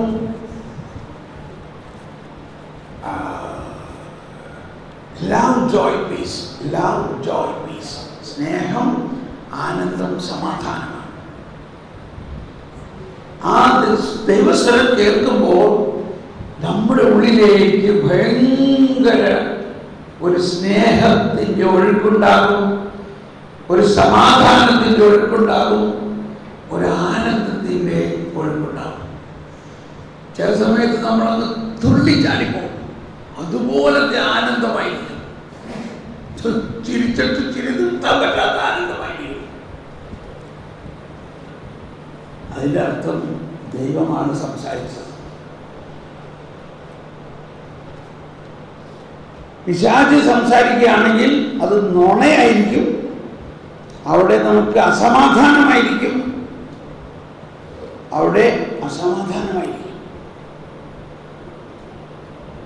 ദേഷ്യമുണ്ടാകും, ഭയമുണ്ടാകും. അതെല്ലാം ആണ് പിശാച് സംസാരിക്കുമ്പോൾ ഉണ്ടാകുന്നത്. ഓക്കെ, അപ്പോൾ ഇതെല്ലാമാണ് ഇതിൻ്റെ ഒരു അടയാളം. എങ്ങനെയാണ് ദൈവമാണ് സംസാരിച്ചത്, അല്ലെങ്കിൽ ആ പ്രവചനത്തെ ഇനി അതിനെ എങ്ങനെ നമ്മൾക്ക് പരിശോധിച്ചറിയാൻ പ്രവചനത്തിൻ്റെ പ്രധാന പരിശോധന, ആ പ്രവചനം വരുമ്പോൾ ഒന്ന് ഈ പറഞ്ഞ പരിശുദ്ധാത്മ ശക്തിയുടെ ഒരു പ്രസരണം ഉണ്ടാവും. രണ്ട്, ഒരു പൊതു വേദിയിലാണിത് പറയുന്നതെങ്കിൽ രോഗശാന്തികളുണ്ടാവും. ഇപ്പൊ നമുക്കതൊന്ന് കാണാം. ഞാനിപ്പോൾ ഒരു പ്രവചനം തരാം. ആ പ്രവചനത്തിൻ്റെ കൺഫർമേഷൻ എന്നോണം മർക്കോസിൻ്റെ സുവിശേഷത്തിൽ 16:20 പറഞ്ഞിരിക്കുന്നത് പോലെ അവർ രോഗമെല്ലാം പോയി സുവിശേഷം പ്രഘോഷിച്ചു, കർത്താവ് അവരോടൊപ്പം പ്രവർത്തിക്കുകയും അടയാളങ്ങൾ കൊണ്ട് വചനം സ്ഥിരീകരിക്കുകയും ചെയ്തു. ഇതാണ് ഏറ്റവും ബെസ്റ്റ് മെത്തേഡ്. 16:20 ഒന്ന് എല്ലാവരും കൂടി വായിക്കാം. അവർ എല്ലായിടത്തും പോയി പ്രസംഗിച്ചു. കർത്താവ് അവരോട് കൂടെ പ്രവർത്തിക്കുകയും അടയാളങ്ങൾ കൊണ്ട് വചനം സ്ഥിരീകരിക്കുകയും ചെയ്തു.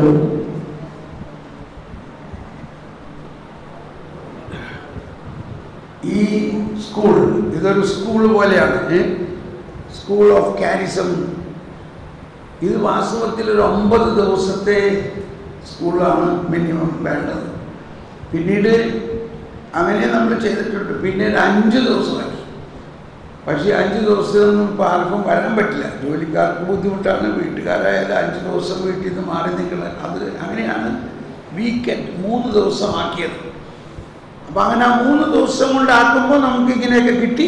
2 ദിവസം കൊണ്ട് തന്നെ എന്തോ ഒരു അഭിഷേകമാണ്. ഇനി ഇത് റിപ്പീറ്റ് ചെയ്യണം. ഒരു 2-3 മാസം കഴിയുമ്പോൾ വീണ്ടും ഇത് റിപ്പീറ്റ് ചെയ്താൽ മാത്രമേ. അപ്പം ആ കാലയളവിൽ നിങ്ങൾക്കിത് പ്രാവർത്തികമാക്കുന്ന ഒരു പരിശീലനത്തിൻ്റെ സമയമാണ്. നിങ്ങളിത് ഉപയോഗിക്കണം. അപ്പോൾ വിട്ടുപോയതിപ്പോൾ മനസ്സിലായി.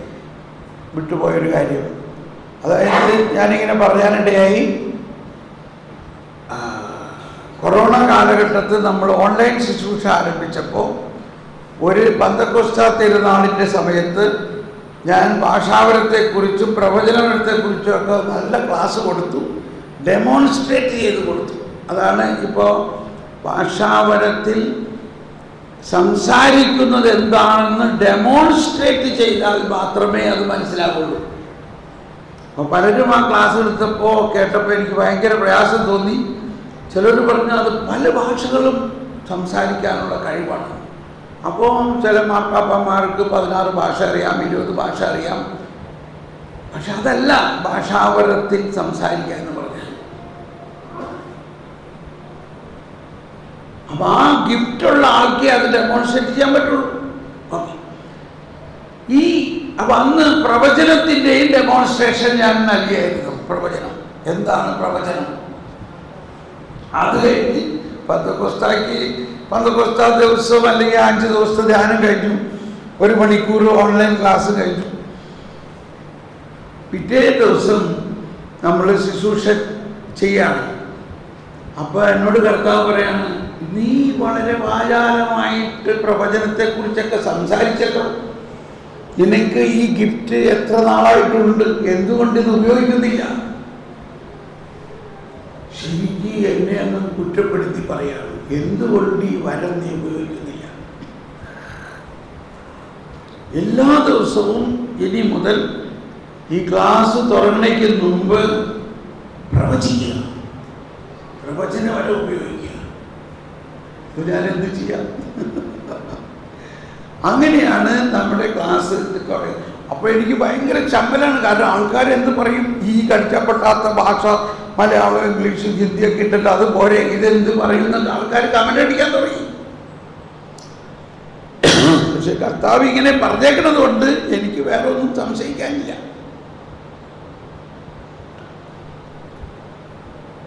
അങ്ങനെ ആ പ്രവചനപരത്തിനെ ഞാൻ വളരെ എന്താ പറയുക, അല്ലെങ്കിൽ പറയണ്ട,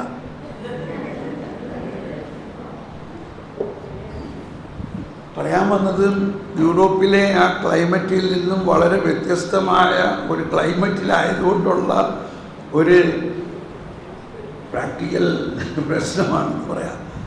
ഓക്കെ. അങ്ങനെ ആ പ്രവചനത്തിലൂടെ ഒരുപാട് കാര്യങ്ങൾ സംഭവിക്കാൻ തുടങ്ങി. അപ്പോൾ അങ്ങനെ പ്രവചനത്തിൽ പറയാണ്, I will open new horizons, new ministries. ഞാൻ പുതിയ ചക്രവാളങ്ങൾ തുറക്കുന്നു, പുതിയ ശുശ്രൂഷകൾ നൽകും. അതിലൊന്നാണ് ഈ ശുശ്രൂഷ.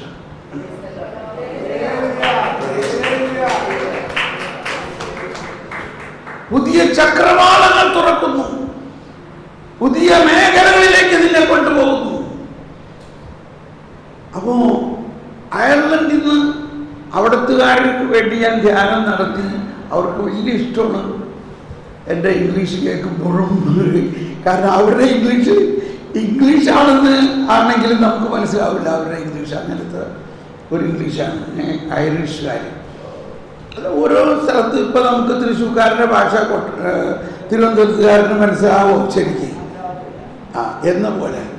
ഇംഗ്ലീഷാണെന്ന് പറഞ്ഞിട്ട് കാര്യമില്ല. അമേരിക്കൻ ഇംഗ്ലീഷും ഐറിഷ് ഇംഗ്ലീഷും വ്യത്യാസമുണ്ട്. ഇപ്പം നമ്മൾ എല്ലാ രാജ്യങ്ങളിലും പോണത് കൊണ്ട് നമുക്ക് ഉടനെ ചാനൽ ചേഞ്ച് ചെയ്യാം. അയർലൻഡ് എന്ന് പറയുമ്പോൾ ഐറിഷ് ഇംഗ്ലീഷ്, ഇംഗ്ലണ്ടിലെ ഇംഗ്ലീഷ്, അമേരിക്കൻ ഇംഗ്ലീഷ്, ജർമ്മൻ അത് വേറൊരു ഇംഗ്ലീഷ്. അത് ഭയങ്കര രസമാണ്.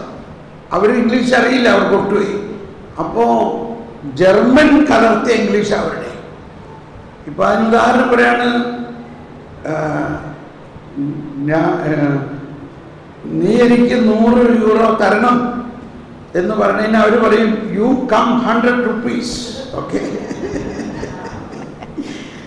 യു കം 100 rupees എന്ന് പറയും. എന്ന് പറഞ്ഞാൽ യു കം 100 euro.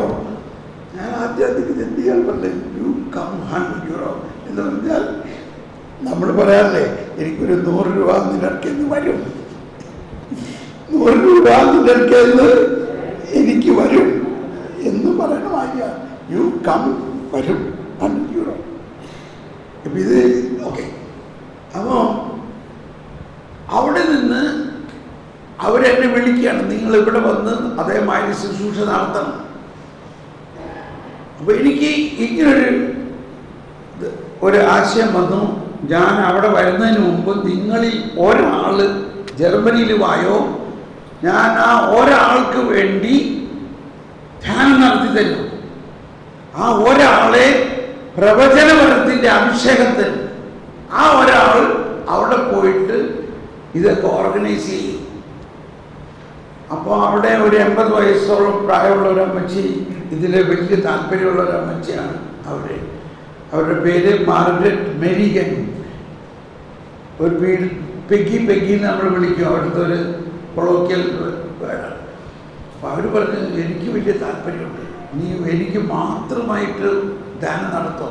ധ്യാനം നടത്താം, പക്ഷെ എനിക്ക് ഒറ്റയ്ക്ക് വരാൻ ഇച്ചിരി ബുദ്ധിമുട്ടുണ്ട്, ഞാൻ ഒരാളെയും കൂടി കൊണ്ടുപോകും. പക്ഷെ ധ്യാനം നിനക്ക് വേണ്ടിയായിരിക്കും, ആ ആള് നിന്റെ കൂടെ വരണത്. ഇതുപോലെ ഇപ്പൊ നമ്മൾ കേട്ടില്ലേ, പരിശുദ്ധാത്മാവ് പറഞ്ഞു പൗലോസിനെയും ബർന്നബാസിനെയും ഞാൻ എന്ന പോലെ ഇവർ 2 പേര് ജർമ്മനിയിൽ വന്നു. ഞാൻ 3 ദിവസത്തെ ധ്യാനം അവർക്ക് നടത്തി. ഈ സഹോദരി അവരെ പ്രാർത്ഥിച്ച് അവർക്ക് ശക്തമായ പ്രവചനം വന്നു. അവരെ പറ്റി വന്ന പ്രവചനം ഇതായിരുന്നു: നിന്നെ ഞാൻ അയർലൻഡിലെ പ്രവാചകയാക്കുന്നു, നീ അവിടെയെല്ലാം ഈ പുതിയ ശുശ്രൂഷയ്ക്ക് വിത്ത് പാകണം. യു വിൽ ബി അസ്റ്റൗണ്ടഡ് എന്ന് പറഞ്ഞു. You will be astounded. You will be astounded. അങ്ങനെ പ്രവചിച്ച് അവളെ അയച്ചു. എന്തിന് പറയണു? ഇപ്പോൾ 2 വർഷമായിട്ട് ഒരു വിശ്രമമില്ലാതെ ഈ അമ്മച്ചി ഓടി നടക്കുകയാണ്.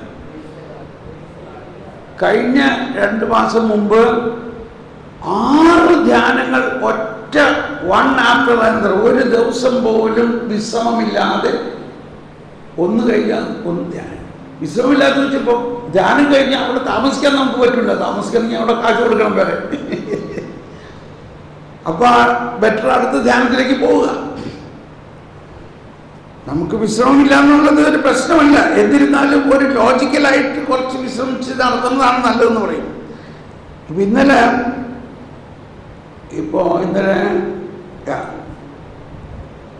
ഇന്നലെ അവിടുത്തെ ഒരു ലീഡർ അയച്ചിരിക്കുകയാണ്. ആ പ്രവചനം അനുസരിച്ച് ഞാൻ പറഞ്ഞില്ല, ഒരു ബിൽഡിംഗ് റിന്യൂവേഷൻ വന്നുകൊണ്ടിരിക്കുകയാണ്.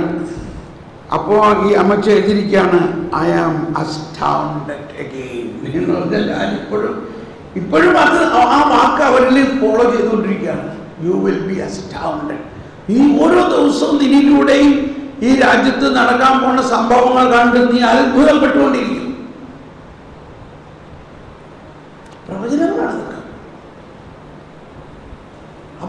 നമ്മളിലൂടെ സഭയിൽ പുതിയ കാര്യങ്ങൾ നടക്കണമെങ്കിൽ പ്രവചനം ഉണ്ടാകണം. ഇനി ഇതിൻ്റെ ഇടയ്ക്കുണ്ടായ ഒരു സംഭവം, അപ്പോൾ ഈ അമ്മച്ചി അല്ലെങ്കിൽ ഈ സഹോദരി ഓരോരുത്തർക്ക് വേണ്ടി പ്രാർത്ഥിച്ചിട്ട് പറയും, അടുത്ത ധ്യാനത്തിന് ഇന്നാളെ വിളിക്കണം നമ്മൾ. അദ്ദേഹം വലിയൊരു സീനിയർ ലീഡറാണ് അയർലൻഡിലെ. ഞാൻ പറയും, നീ അങ്ങ് പ്രവചിക്കേ, നീ പ്രാർത്ഥിക്കേ, ബ്രദർ പ്രവചിക്കേ. ഓക്കെ. അപ്പം ഞാൻ പ്രാർത്ഥിച്ചു. എനിക്ക് കിട്ടിയ പ്രവചനം, നമുക്കൊരു ദിവസം അദ്ദേഹത്തിൻ്റെ അടുത്തേക്ക് പോകണം, അദ്ദേഹവുമായിട്ട് സംസാരിക്കണം. ഗോ ഗോ മീറ്റ് ഹിം, ഇങ്ങനെ കർത്താവ് പറയണം. അപ്പം അത് ഒരു ദിവസം മുഴുവൻ എടുക്കും. 5 മണിക്കൂർ അങ്ങോട്ട് യാത്ര, 5 മണിക്കൂർ ഇങ്ങോട്ട് യാത്ര. യെസ്, അങ്ങനെ പോയി.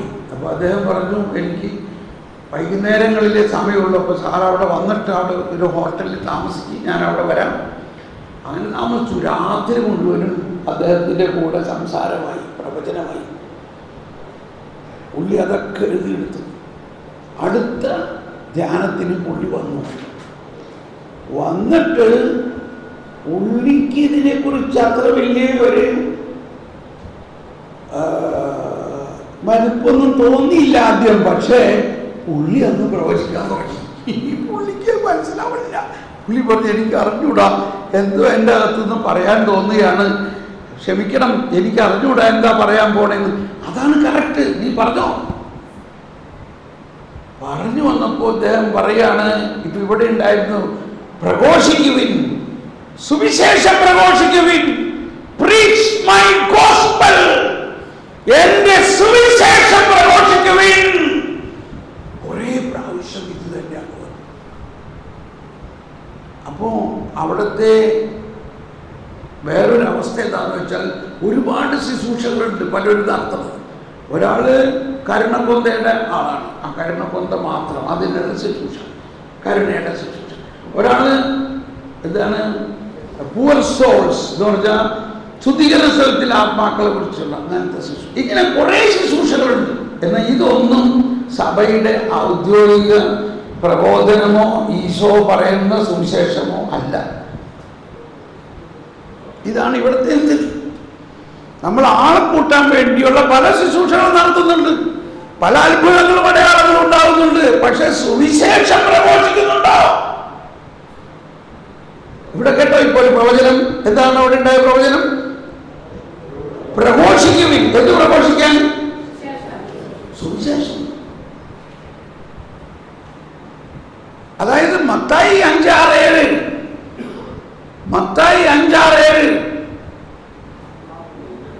മലയിലെ പ്രസംഗത്തിൽ ആ 3 അധ്യായമെങ്കിലും മനുഷ്യനൊന്ന് പ്രഘോഷിക്കും. നമ്മൾ വേറെ നമ്മൾ പറയുമ്പോൾ അത് വിമർശനമാവില്ലേ? നിങ്ങൾ ഇത്രയും കൊണ്ട് മനസ്സിലാക്കണം. ഈ 3 അധ്യായം പ്രഘോഷിക്കുന്ന ഒരു സ്ഥലം ഒന്ന് പറഞ്ഞത് എവിടെയാണ്? മത്തായി 5:6 മുഴുവനും പ്രഘോഷിക്കണം. സുവിശേഷമാണ്, ഈശോയുടെ ആദ്യത്തെ പ്രഘോഷണമാണ്. ഫ്രാൻസിസ് മാർപ്പാപ്പ പറഞ്ഞു അബുദാബിയിലെ പ്രസംഗത്തിൽ, യേശുക്രിസ്തുവിന്റെ ആദ്യത്തെ പ്രഘോഷണം ഇതായിരുന്നു, ബ്ലെസ്സഡ് ആർ യു, നിങ്ങൾ അനുഗ്രഹീതരാകുന്നു. യേശുക്രിസ്തു ഇങ്ങനെ പറഞ്ഞില്ല, നിങ്ങൾ അനുഗ്രഹിക്കപ്പെടും എന്ന് പറഞ്ഞില്ല. കണ്ടോ, അതിനകത്ത് ഒരു ചെറിയ വാക്കിന് കൊടുത്ത അർത്ഥം. He said, blessed are you. He did not say you will be blessed. എനിക്ക് ആ ഒറ്റ വാക്ക് കേട്ടപ്പോഴേ തന്നെ ഞാൻ കത്തിക്കായിരുന്നു. ഉടനെ ഞാൻ എൻ്റെ ഉണ്ണീശോനെ ഉടനെ കയ്യിലെടുത്തു. എന്തുകൊണ്ടാണ്? നിങ്ങൾ അനുഗ്രഹീതരാകുന്നു എന്ന് ഈശോ പറയുമ്പോൾ അവിടെ ഇരിക്കുന്നത് കത്തോലിക്കരായിരുന്നോ? മാമോദീസ സ്വീകരിച്ചവരായിരുന്നോ? ആ മലമുകളിൽ ഉണ്ടായിരുന്നവർ ആരും തന്നെ ക്രിസ്ത്യാനികളല്ലായിരുന്നു. ഇത് എല്ലാവരും പാപികളായിരുന്നു. ഈശോ പറയാണ്, ബ്ലെസ്സഡ് ആർ യു, നിങ്ങൾ അനുഗ്രഹീതരാകുന്നു. ഈശോ ഇങ്ങനെ പറഞ്ഞില്ല, നിങ്ങൾ അനുഗ്രഹീതരാകാൻ പോവുകയാണെന്നോ ആകുമെന്ന് പറഞ്ഞില്ല. നിങ്ങൾ ഓൾറെഡി അനുഗ്രഹീത. എന്തർത്ഥത്തിലാണ് ഈശോ പറഞ്ഞത്? എന്തുകൊണ്ടെന്നാൽ നിങ്ങളെല്ലാവരെയും എന്റെ മനുഷ്യാവതാരത്തിലൂടെ ഞാൻ എന്റെ ശരീരത്തിൽ ഏറ്റെടുത്തിരിക്കുന്നു. ആ ദൈവം ഭൂമിയിൽ ഇറങ്ങി വന്ന് നിങ്ങളെ മുഖാമുഖം കാണുന്നു. നിങ്ങൾ എന്റെ സഹോദരി സഹോദരന്മാരാകുന്നു.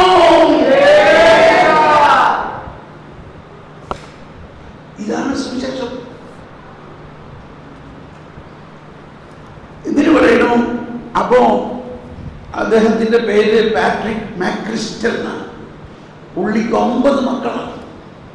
ആലോചിച്ചു നോക്ക്. പുള്ളി ഒരു കെമിസ്റ്റായിട്ട് ജോലി ചെയ്യാൻ ആരംഭിച്ചപ്പോൾ ഒരു കെമിസ്റ്റ് ഒരു ഫാർമസിയിൽ നിന്ന് ഈ കോൺട്രാസെപ്റ്റീവ് ഗുളിക കൊടുക്കാൻ പോയപ്പോൾ ഇയാളുടെ മനസാക്ഷി സമ്മതിച്ചില്ല. ഞാൻ ഈ കോൺട്രാസെപ്റ്റീവ്സ് ഗുളിക കൊടുക്കുമ്പോൾ ഞാൻ ആ ഒരു തെറ്റായ അല്ലെങ്കിൽ കൾച്ചർ ഓഫ് ഡെത്തിന് കൂട്ടുനിൽക്കുകയാണ്. അതുകൊണ്ട് അദ്ദേഹം ആ ജോലി ഉപേക്ഷിച്ചു. മനസ്സിലായി? ആ ജോലി ഉപേക്ഷിച്ചു. പിന്നെ ഇയാൾക്ക് കെമിസ്റ്റ് അല്ലേ, ഏത് ഫാർമസിയിൽ ചെന്നാൽ ഇത് കൊടുക്കണമല്ലോ. അങ്ങനെ ആ ജോലി ഉപേക്ഷിച്ചിരിക്കെ അദ്ദേഹത്തെ അമേരിക്കയിലുള്ള ഹ്യൂമൻ ലൈഫ് ഇന്റർനാഷണൽ എന്ന് പറയുന്ന ബിഗ് അസോസിയേഷൻ അദ്ദേഹത്തിനെ അയർലൻഡിലെ അവരുടെ മാനേജറായിട്ട് അപ്പോയിന്റ് ചെയ്തു. അങ്ങനെ അദ്ദേഹത്തിന് ആ ജോലി കിട്ടി. Human life international pro life ministry. ഇപ്പോൾ അദ്ദേഹം അതിൻ്റെ പ്രസിഡന്റാണ്. 27 സ്റ്റാഫ് മെമ്പേഴ്സ് ഉണ്ട്. അവരാണ്. പക്ഷെ അവർ നമ്മളുമായിട്ടൊരു അസോസിയേഷനിൽ കൊണ്ടുവന്നിരിക്കുകയാണ് ഇപ്പോൾ. അങ്ങനെയാണ് അവിടെ പുതിയൊരു ശുശ്രൂഷകൾ ആരംഭിക്കുന്നത്. അപ്പൊ ഞാൻ അവരോട് പറയും, നിങ്ങൾ ഈ ആളെ കൂട്ടാൻ വേണ്ടി അവിടെയുള്ള മറ്റുള്ള പല ശുശ്രൂഷകളും ചെയ്തത് കൊണ്ട് സുവിശേഷം പ്രസംഗിക്കില്ല. അപ്പോഴാണ് ഇദ്ദേഹത്തിലൂടെ പ്രവചനം വരുന്നത്. ഇയാൾക്കറിയില്ല അന്ന് ഈ പ്രവചനം പറഞ്ഞത് എന്താ ഞാൻ ഈ പറയണത്. പക്ഷേ പ്രവചനം പൂർത്തിയായിക്കൊണ്ടിരിക്കുകയാണ്. ഇപ്പോ അവര് തന്നെ മേടിച്ച ആ ബിൽഡിങ്ങിൽ ഇപ്പൊ സുവിശേഷം പ്രവചിക്കാൻ പോവുകയാണ്.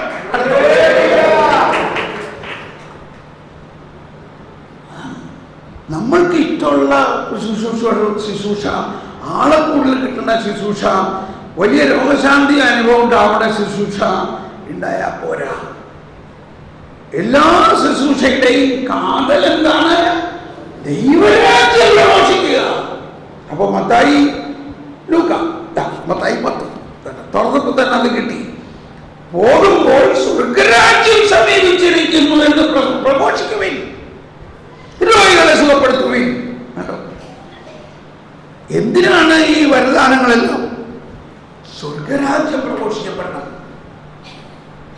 സുവിശേഷം പ്രഘോഷിക്കപ്പെടണം. അപ്പോ എന്തുകൊണ്ടാണ് അത്ഭുത രോഗശാന്തികൾ അവിടെ ഉണ്ടാകേണ്ടത്?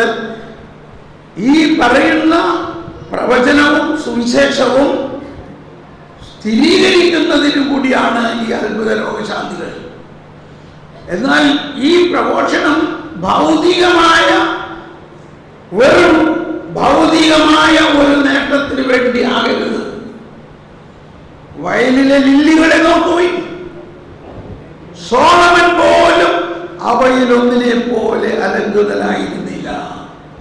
അതുകൊണ്ട് എന്ത് ഭക്ഷിക്കുമെന്നോ എന്ത് പാനം ചെയ്യുമെന്നോ ഓർത്ത് നിങ്ങൾ ആകുലരാകേണ്ട. അപ്പോ നമ്മുടെ ആകുലതയാണ് പ്രശ്നം. നാളെക്കുറിച്ച് ആകുലപ്പെടരുത്. ഇതല്ലേ ഇപ്പൊ നമുക്കുള്ളതെല്ലാം നാളെ കുറിച്ചുള്ള ആകുലതയാണ്. അരുത് എന്താണ് പറഞ്ഞേക്കണ? അരുത് ശക്തമായിട്ട് പറഞ്ഞിരിക്കുകയാണ്. അരുത് എന്താണ്? അരുത് ആകുലരാകരുത്. ഞാനത് പറയുമ്പോൾ ഒരു സംഭവം പെട്ടെന്ന് പറയാണ്, സമയം പോയല്ലോ. ഇംഗ്ലണ്ടിൽ അടുത്ത ദിവസം പോകണം എനിക്ക്. നാളെ രാത്രിയിലത്തെ ഫ്ലൈറ്റിന് ഇംഗ്ലണ്ടിൽ പോകണം. അവിടെ പിറ്റേ ദിവസം ധ്യാനമാണ്. ഇന്ന് വൈകുന്നേരത്ത് ഞാൻ മനസ്സിലാക്കുകയാണ്, എൻ്റെ പാസ്പോർട്ട് എൻ്റെ കയ്യിലില്ല. പാസ്പോർട്ട് അമേരിക്കൻ എംബസിയിലാണ്. ദൈവമേ, ആകുലത വരാതിരിക്കോ ദൈവമേ? അപ്പം ഞാൻ നാളെ എങ്ങനെ പോകും? പാസ്പോർട്ട് അവർ ഇതുവരെ തന്നില്ല. അമേരിക്കൻ എംബസിയിൽ വിസ അടിക്കാൻ കൊടുത്തിട്ട് സാധാരണ 2 ദിവസത്തിനകത്ത് പാസ്പോർട്ട് തിരിച്ചയക്കേണ്ട ഒരു പാസ്പോർട്ട് അയച്ചിട്ടില്ല. ഞാനത് മറന്നും പോയി. അവിടുന്ന് ഇംഗ്ലണ്ടിൽ നിന്ന് കോൾ വന്നിരിക്കുകയാണ്, സാർ എപ്പോഴാണ് വരണേ, ഏത് ഫ്ലൈറ്റിനാണ് വരണേ, ഞങ്ങൾ ആളെ അറേഞ്ച് ചെയ്തിട്ടുണ്ട് ആ എയർപോർട്ടിൽ പറയാം. നാളത്തെ ഫ്ലൈറ്റിന് പോകേണ്ട എനിക്ക് പാസ്പോർട്ട് എൻ്റെ കയ്യിലില്ല. ഇപ്പം ഈ 24 മണിക്കൂറിനകത്ത്, അല്ലെങ്കിൽ ഇന്ന് വൈകുന്നേരത്താണ് എനിക്കിത് മനസ്സിലാവുന്നത്, നാളെ രാവിലെ അല്ലെങ്കിൽ ഉച്ചയ്ക്ക് മുമ്പ് പാസ്പോർട്ട് എൻ്റെ കയ്യിൽ കിട്ടണം. ഒരു 12 അല്ലെങ്കിൽ 18 മണിക്കൂറുള്ളൂ. ഇതിനകത്ത് എങ്ങനെ ചെന്നൈ US കൗൺസിലേറ്റിൽ നിന്ന് പാസ്പോർട്ട് എൻ്റെ കയ്യിൽ വരും? കൊറിയറിൽ വരാണെങ്കിൽ തന്നെ 2 ദിവസം കിട്ടും. പോസ്റ്റിൻ്റെ കാര്യം വിട്ടു.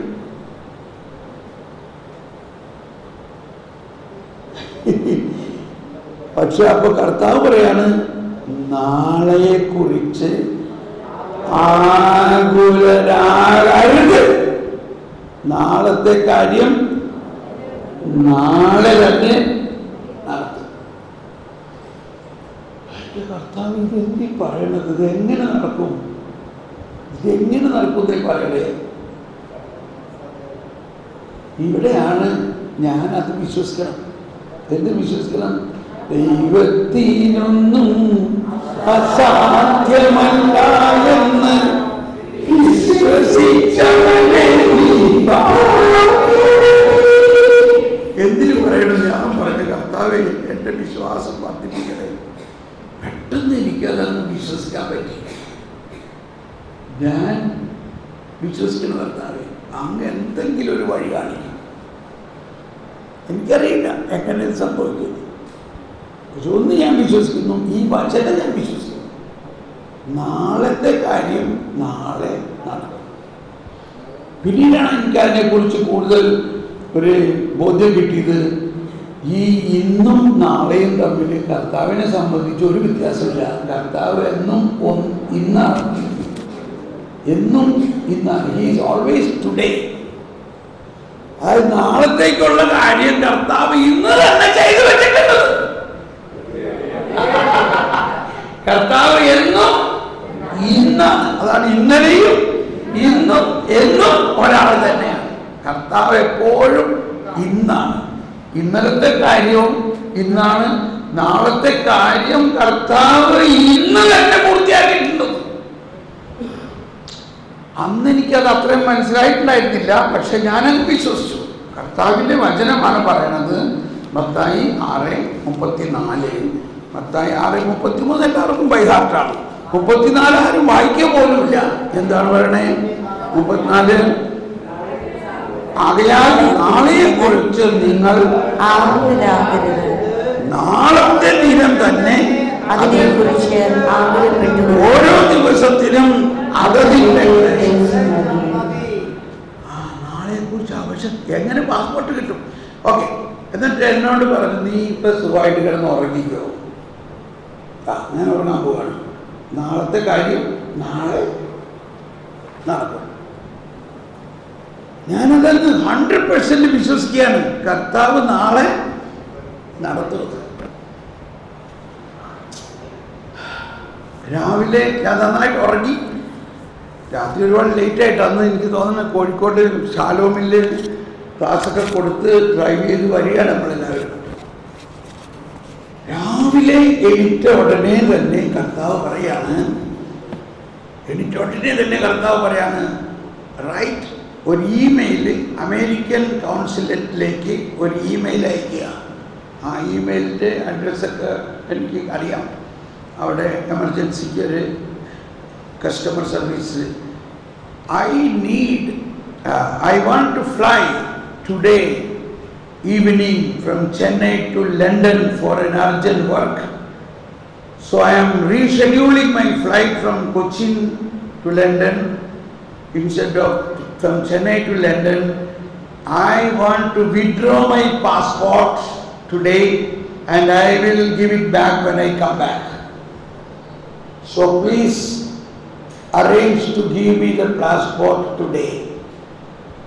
I want to fly from Chennai. ഇങ്ങനെ കർത്താവ് പറഞ്ഞ മാതിരി എഴുതി. ഞാൻ എൻ്റെ ട്രാവലിംഗ് ഏജൻറ്റിനോട് പറഞ്ഞപ്പോൾ അങ്ങനെയൊക്കെ എഴുതി പറഞ്ഞിട്ട് അമേരിക്കൻ എംബസി വല്ലതും ചെയ്ത് അയച്ചിരിക്കണം, അവിടെ നിന്ന് റിപ്ലൈ കിട്ടാണ്ട് അങ്ങോട്ട് പോകരുത്. ഞാൻ പറഞ്ഞു അതൊക്കെ നിൻ്റെ ശാസ്ത്രം. എന്നോട് കർത്താവ് പറഞ്ഞതനുസരിച്ച് നീ ഇപ്പം തന്നെ ചെന്നൈക്ക് ഒരു ടിക്കറ്റ് ബുക്ക് ചെയ്യും. ഇവിടുത്തെ ടിക്കറ്റ് കൊച്ചി ടു ലണ്ടൻ പകരം ചെന്നൈ ടു ലണ്ടൻ ആക്കി മാറ്റി ബുക്ക് ചെയ്യും. ഞാൻ പെട്ടിയെടുത്തൊക്കെ പോവുകയാണ്. കാരണം ഇത് വെയിറ്റ് ചെയ്യാൻ സമയമില്ല. ചെന്നൈയിൽ ഇറങ്ങിക്കഴിഞ്ഞപ്പോൾ അപ്പോഴല്ലേ ഇനി നമുക്ക് മെസ്സേജ് വായിക്കിട്ടുള്ളൂ. നോക്കിയപ്പോൾ എൻ്റെ ഇമെയിലിൽ റിപ്ലൈ വന്നിരിക്കുകയാണ് അമേരിക്കൻ കൗൺസിലേറ്റിൽ നിന്ന്. Please come to the south gate of the consulate at 3 o'clock and collect your passport. ഞാൻ ചെന്നൈയിൽ ഇറങ്ങിയിട്ട് ടാക്സിക്കാരോട് പറഞ്ഞു എൻ്റെ കൂടെ വായോ, ചെന്നൈ കൗൺസിലേറ്റ് വന്നിട്ട് അവിടെ വെയിറ്റ് പണ്, എന്നിട്ട് അവിടെ നിന്ന് തിരുപ്പി ചെന്നൈ എയർപോർട്ടിൽ കൊണ്ടുവരണം.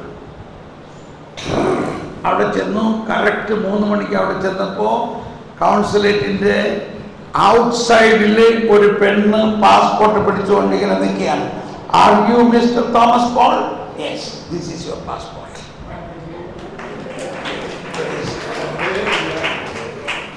ഇതെനിക്ക് ഈ വചനത്തിൽ നമ്മൾ വിശ്വസിക്കുന്നതിൻ്റെ, കർത്താവിൻ്റെ പ്രവചനത്തിൽ വിശ്വസിക്കുന്നതിൻ്റെയും കർത്താവിൻ്റെ നിയോഗത്തിന് കർത്താവ് മുൻപേ പോകുന്നു. ഈ മുൻപേ പോകുന്നു എന്നുള്ള കാര്യം 2 ദിവസം മുമ്പ് 2 ദിവസം മുമ്പത്തെ ഒരു വചനം എങ്ങനെയായിരുന്നു? ലത്തീൻ കുർബാനയിൽ അബ്രാഹം എലിയാസറിനെ വിളിച്ചിട്ട് നിന്റെ ആ കൈ കൊണ്ടുവന്ന് എൻ്റെ തൊടയമ വെച്ച് നീ സത്യം ചെയ്യുന്നു പറഞ്ഞു. എന്നിട്ട് പറഞ്ഞു, നീ എൻ്റെ നാട്ടിൽ പോയി, സാറ മരിച്ചു കഴിഞ്ഞപ്പോൾ എൻ്റെ നാട്ടിൽ പോയി എൻ്റെ മകൻ ഇസഹാക്കിനെ ഒരു ഭാര്യയെ കണ്ടുപിടിച്ചു കൊണ്ടുവരണം. അയ്യോ, ഞാനോ? അവനെ കൊണ്ടുപോകണ്ടേ? അവനെ കൊണ്ടുപോകാൻ പാടില്ല, അവനെ ഇവിടെ നിന്ന് കൊണ്ടുപോകാൻ പാടില്ല, നീ പോണം. ഒന്ന് ആലോചിച്ച് നോക്കി, എന്തോ ഒരു വലിയ ഉത്തരവാദിത്വമാണ് അവനെ ഏൽപ്പിക്കുന്നത്. ഞാൻ അവന് ഭാര്യയെ കണ്ടുപിടിച്ചുകൊണ്ടിരിക്കണോ? അവന് ഇഷ്ടപ്പെട്ടില്ലെങ്കിലോ, അവൾ വന്നില്ലെങ്കിലോ? അവൻ പറഞ്ഞു ആദ്യം, അവൾ എൻ്റെ കൂടെ വരുമോ? ഇത്രയും ദൂരത്തുനിന്ന് ഒരു പെൺകൊട്ട് എൻ്റെ കൂടെ ഇങ്ങോട്ട് വരുന്നോ? മാനുഷികതയാണേ ആക്ച്വലി. അപ്പോൾ എന്തുകൊണ്ടാണ് അബ്രാഹാം അങ്ങനെ പറയണെന്നുള്ളതൊന്ന് മനസ്സിലാക്കാൻ വേണ്ടിയിട്ടാണ് ഇത് പറയുന്നത്. അവൾ എൻ്റെ കൂടെ വന്നില്ലെങ്കിലോ? അപ്പോൾ അബ്രാഹാം പറഞ്ഞു അവൾ വരും. എന്തുകൊണ്ട് വരും? എൻ്റെ ദൈവം, ആകാശത്തിൻ്റെയും ഭൂമിയുടെയും സൃഷ്ടാവായ ദൈവം എന്നെ ഈ നാട്ടിൽ നിന്നും വിളിച്ച് ഈ വാഗ്ദത്ത ഭൂമിയിൽ കൊണ്ടുവരികയും ആകാശത്തിലെ നക്ഷത്രങ്ങളെ പോലെ നിനക്ക് ഞാൻ സന്താനങ്ങളെ നൽകും എന്ന് പറഞ്ഞ ദൈവം തൻ്റെ ദൂതനെ നിനക്ക് മുമ്പേ അയക്കും. ഈ സന്താനത്തിന് ഉണ്ടാക്കണമെന്നുണ്ടെങ്കിൽ എൻ്റെ മോനൊരു ഭാര്യ വേണ്ടേ? ഈ സന്താനത്തിന് തരുമെന്ന് പറഞ്ഞ ഒരു പോയിന്റാണ് ഇപ്പൊ അബ്രാഹാം പിടിച്ചേക്കണത്. സന്താനങ്ങളെ ആകാശത്തിലെ നക്ഷത്രങ്ങളെ പോലെ സന്താനങ്ങളെ തരണമെന്നുണ്ടെങ്കിൽ എൻ്റെ മകൻ ഐസക്കിനെ കല്യാണം കഴിച്ച് അവനൊരു പെണ്ണ് വേണ്ടേ? എന്നാലും സന്താനം ഉണ്ടാവുള്ളൂ. അപ്പൊ ഞാനതിനെ കുറിച്ച് പറയേണ്ട ആവശ്യമില്ല. ഈ പറഞ്ഞവൻ അതിനുവേണ്ടി പെണ്ണിനെ അവിടെ നോക്കി വെച്ചിട്ടുണ്ട്. നീ അങ്ങ് ചെന്നാ മതി, നീ അങ്ങ് ചെന്നാ മതി. എൻ്റെ ആ ദൈവത്തിന്റെ ദൂതൻ, അതായത് ഈ പറഞ്ഞ ഈ പ്രവചിച്ച ദൈവത്തിന്റെ ദൂതൻ നിന്റെ മുൻപേ വരും. ഇനി ആ ഇൻസിഡന്റ് ഒന്ന് ചിന്തിച്ചു നോക്കിയേ. ഇതൊക്കെ നിങ്ങൾക്ക് അറിയാലോ. എങ്ങനെയാണ് എലിയാസർ അവിടെ ചെന്നപ്പോൾ ആദ്യം തന്നെ കാണുന്നത് കിണറ്റിൽ